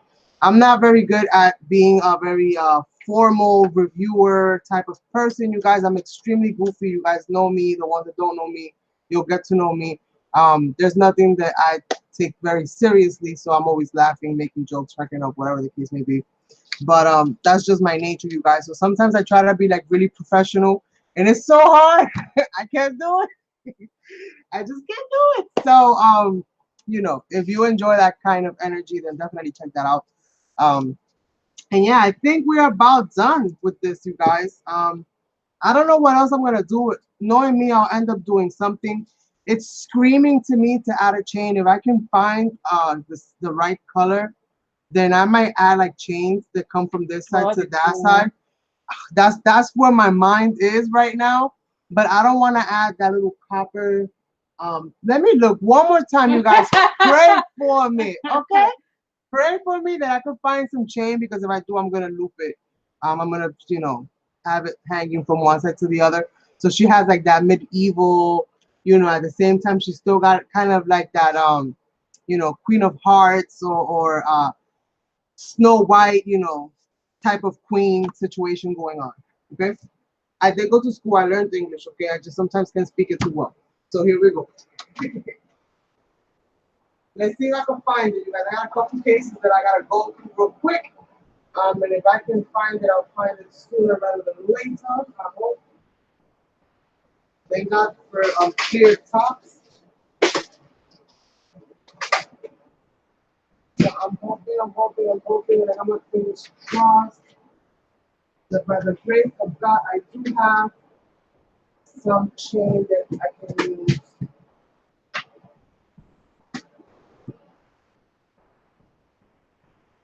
She's getting rid of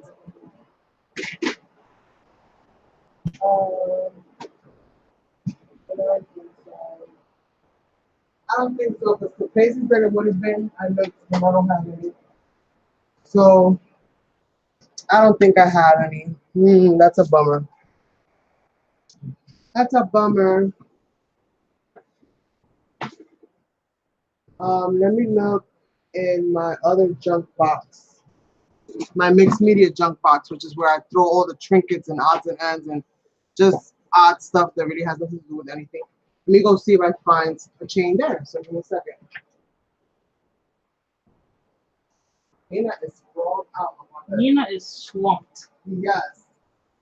She's living the best life. Now look at she in the book and everything with the pillow. Yeah, I have chain. I just don't have it in the right color. Why don't you just paint it bronze?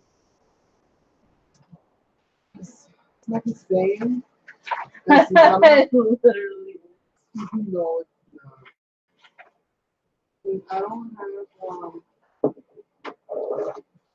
I'm not painting anywhere else. That's why I didn't, I didn't go through all Why that. don't you just dip it in broth?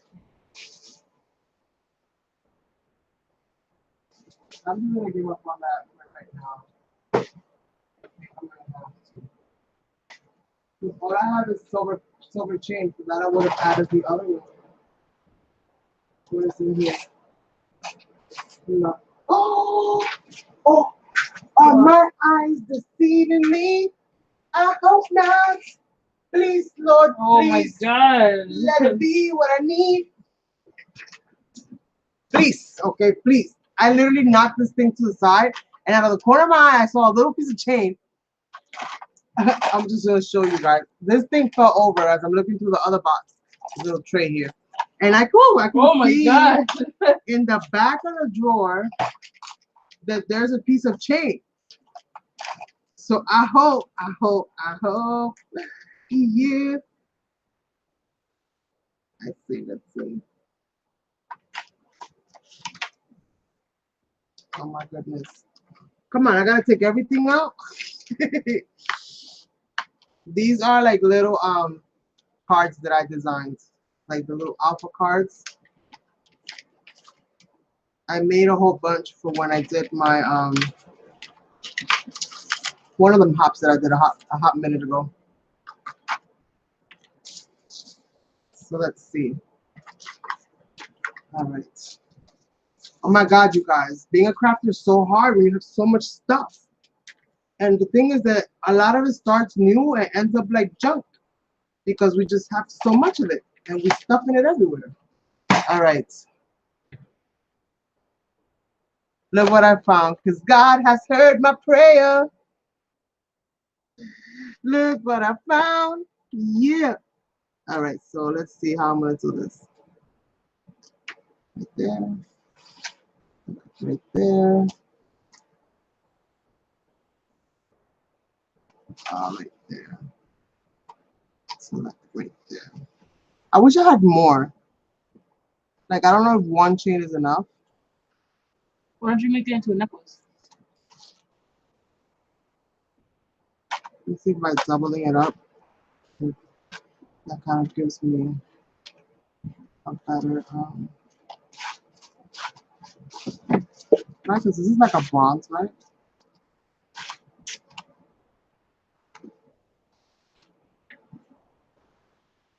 Maybe I can literally like put it there.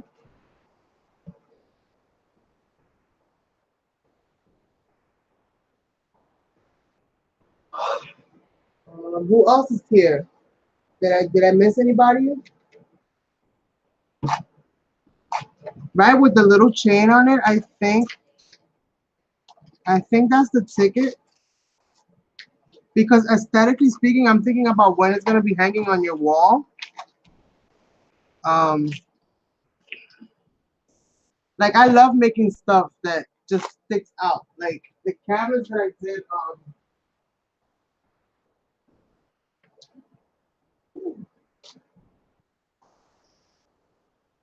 like this canvas that I did here with the little hanging. You guys can see that all the little hanging metals on it. I love this thing. I think it came out so stinking cute. I glued everything together. I'm gonna flip it over. Hopefully nothing falls. Oh my God, that would be so embarrassing. But it doesn't fall. Hopefully you guys can see.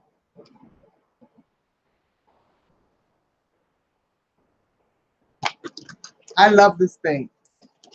I love how it came out. It's like so super like Alice in Wonderland. Love it, love it, love it. With all the little things just kind of hanging out of it. So I love doing these kinds of things that have like all these extra pieces.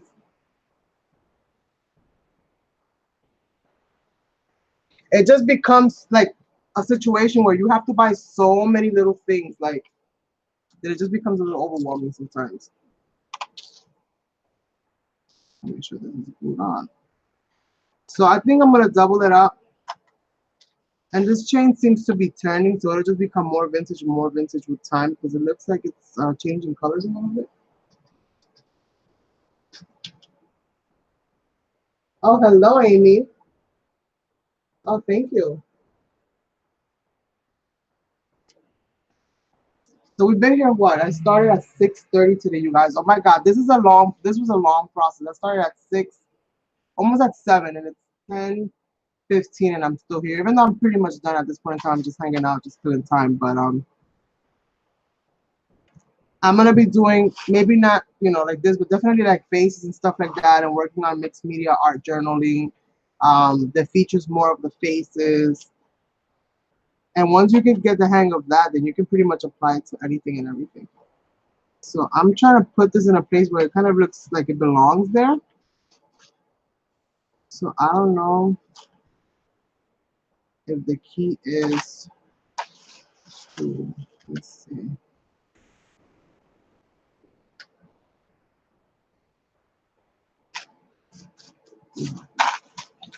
No. I have to see if I need to glue it. Where I gotta glue it. Alright, so I think I'm gonna put a piece there and a piece there. And what I'll do is that after I'm done with everything, I'll probably add a little embellishment just to kind of cover up like all the little layering of the chain that I'm about to do. So I'm gonna rip it. Right there.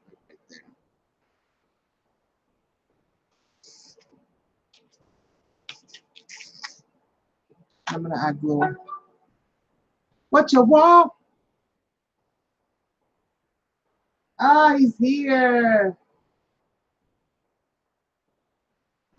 He's here. Hubby has made it home. Sazon Vintage World is in the building. All right, so I'm gonna glue it, I think, like right here, and I'm gonna thread it out. I think that's what I want to do. So I'm just gonna go for it. I tend to listen to myself more often than I tend not to. Usually I'm not very disappointed when I do. So just gonna glue that there. And this glue dries clear, for anybody wondering.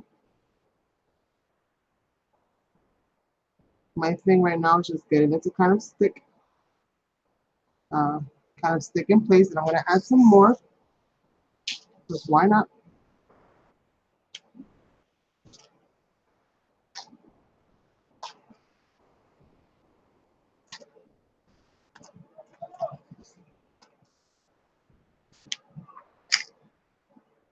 A little bit more, just to make sure I have enough glue here that it'll kind of cover it and take it, and a little bead right there, a little bead right there.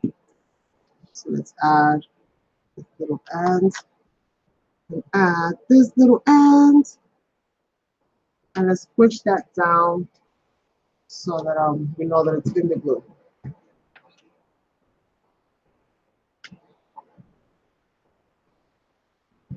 Hello, CR, and welcome to my channel.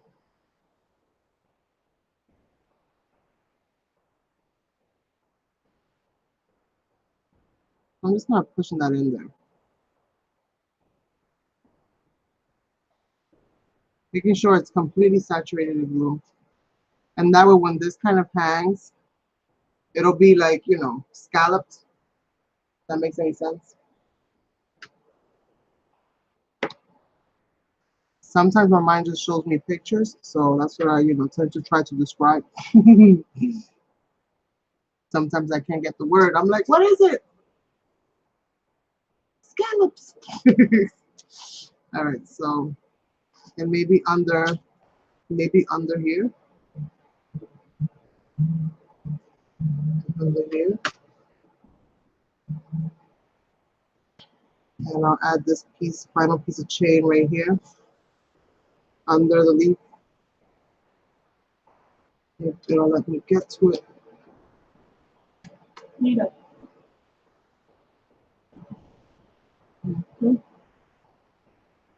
One. And that's two. And I think, oh my goodness, I love it. I love it. I love it. I love it. I'm gonna heat set it a little bit right here so that hopefully the cheese don't move. Hopefully.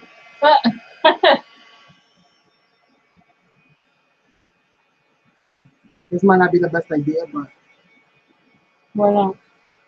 for the glue.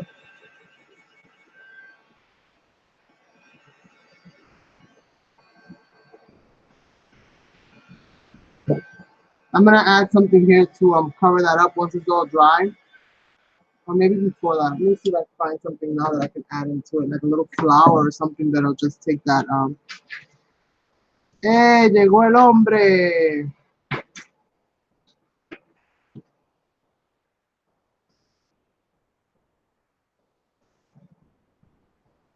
Thank you, Marion. But I really love how that came out. Hey, no! Where you been all my life? Making money. At work. All right, let me try to find like a little something I can add in there. Something that won't take too much away. Maybe that. Let me try to find another one. I've added so many little flowers and stuff in here. Okay, I have two. That's what I'm gonna add. Two of those. Yeah, I can't put the AC on because then my light goes crazy. All right, so I'm gonna just add a little bit of glue. And Sazon is here, you guys. Yeah. So I gotta take care of hubby. Feed me. Feed him, Feed me. as he states. But I do want to say thank you all so much for keeping me company. I so greatly appreciate it, you guys. You were like 16 hours straight. Feels like it. I need to walk around a little bit, get myself together. I really, really love how this piece came out. I think it's on a whole nother level compared to some of the other ones that I've done that are similar to this. I love the look of the metals on the canvas. I think once it dries, it's gonna be absolutely amazing. Just a reminder, this canvas and all, I think I have 6 more. In total, there's 7 canvases. They're all gonna be auctioned off sometime in July on my channel. Is going to be going towards the vacation fund. So this one and 6 more I'm going to be auctioning off. They all have their own element of either dimension or whimsicalness. All of them have been created live or have been videoed and are shared on my channel. So if you want to check out some of those canvases, feel free to do so. I appreciate the love and the support as always.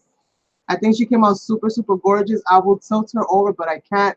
Definitely be on the lookout on my Instagram at Design Elemental, where I'm going to be sharing pictures of how this came out, because unfortunately the community on YouTube only lets you do 1 picture at a time, and I want to catch a whole bunch from different angles. So if you don't follow me there, make sure that you do. If you have not subscribed to Sazon's Vintage World, that is hubby, please make sure that you do.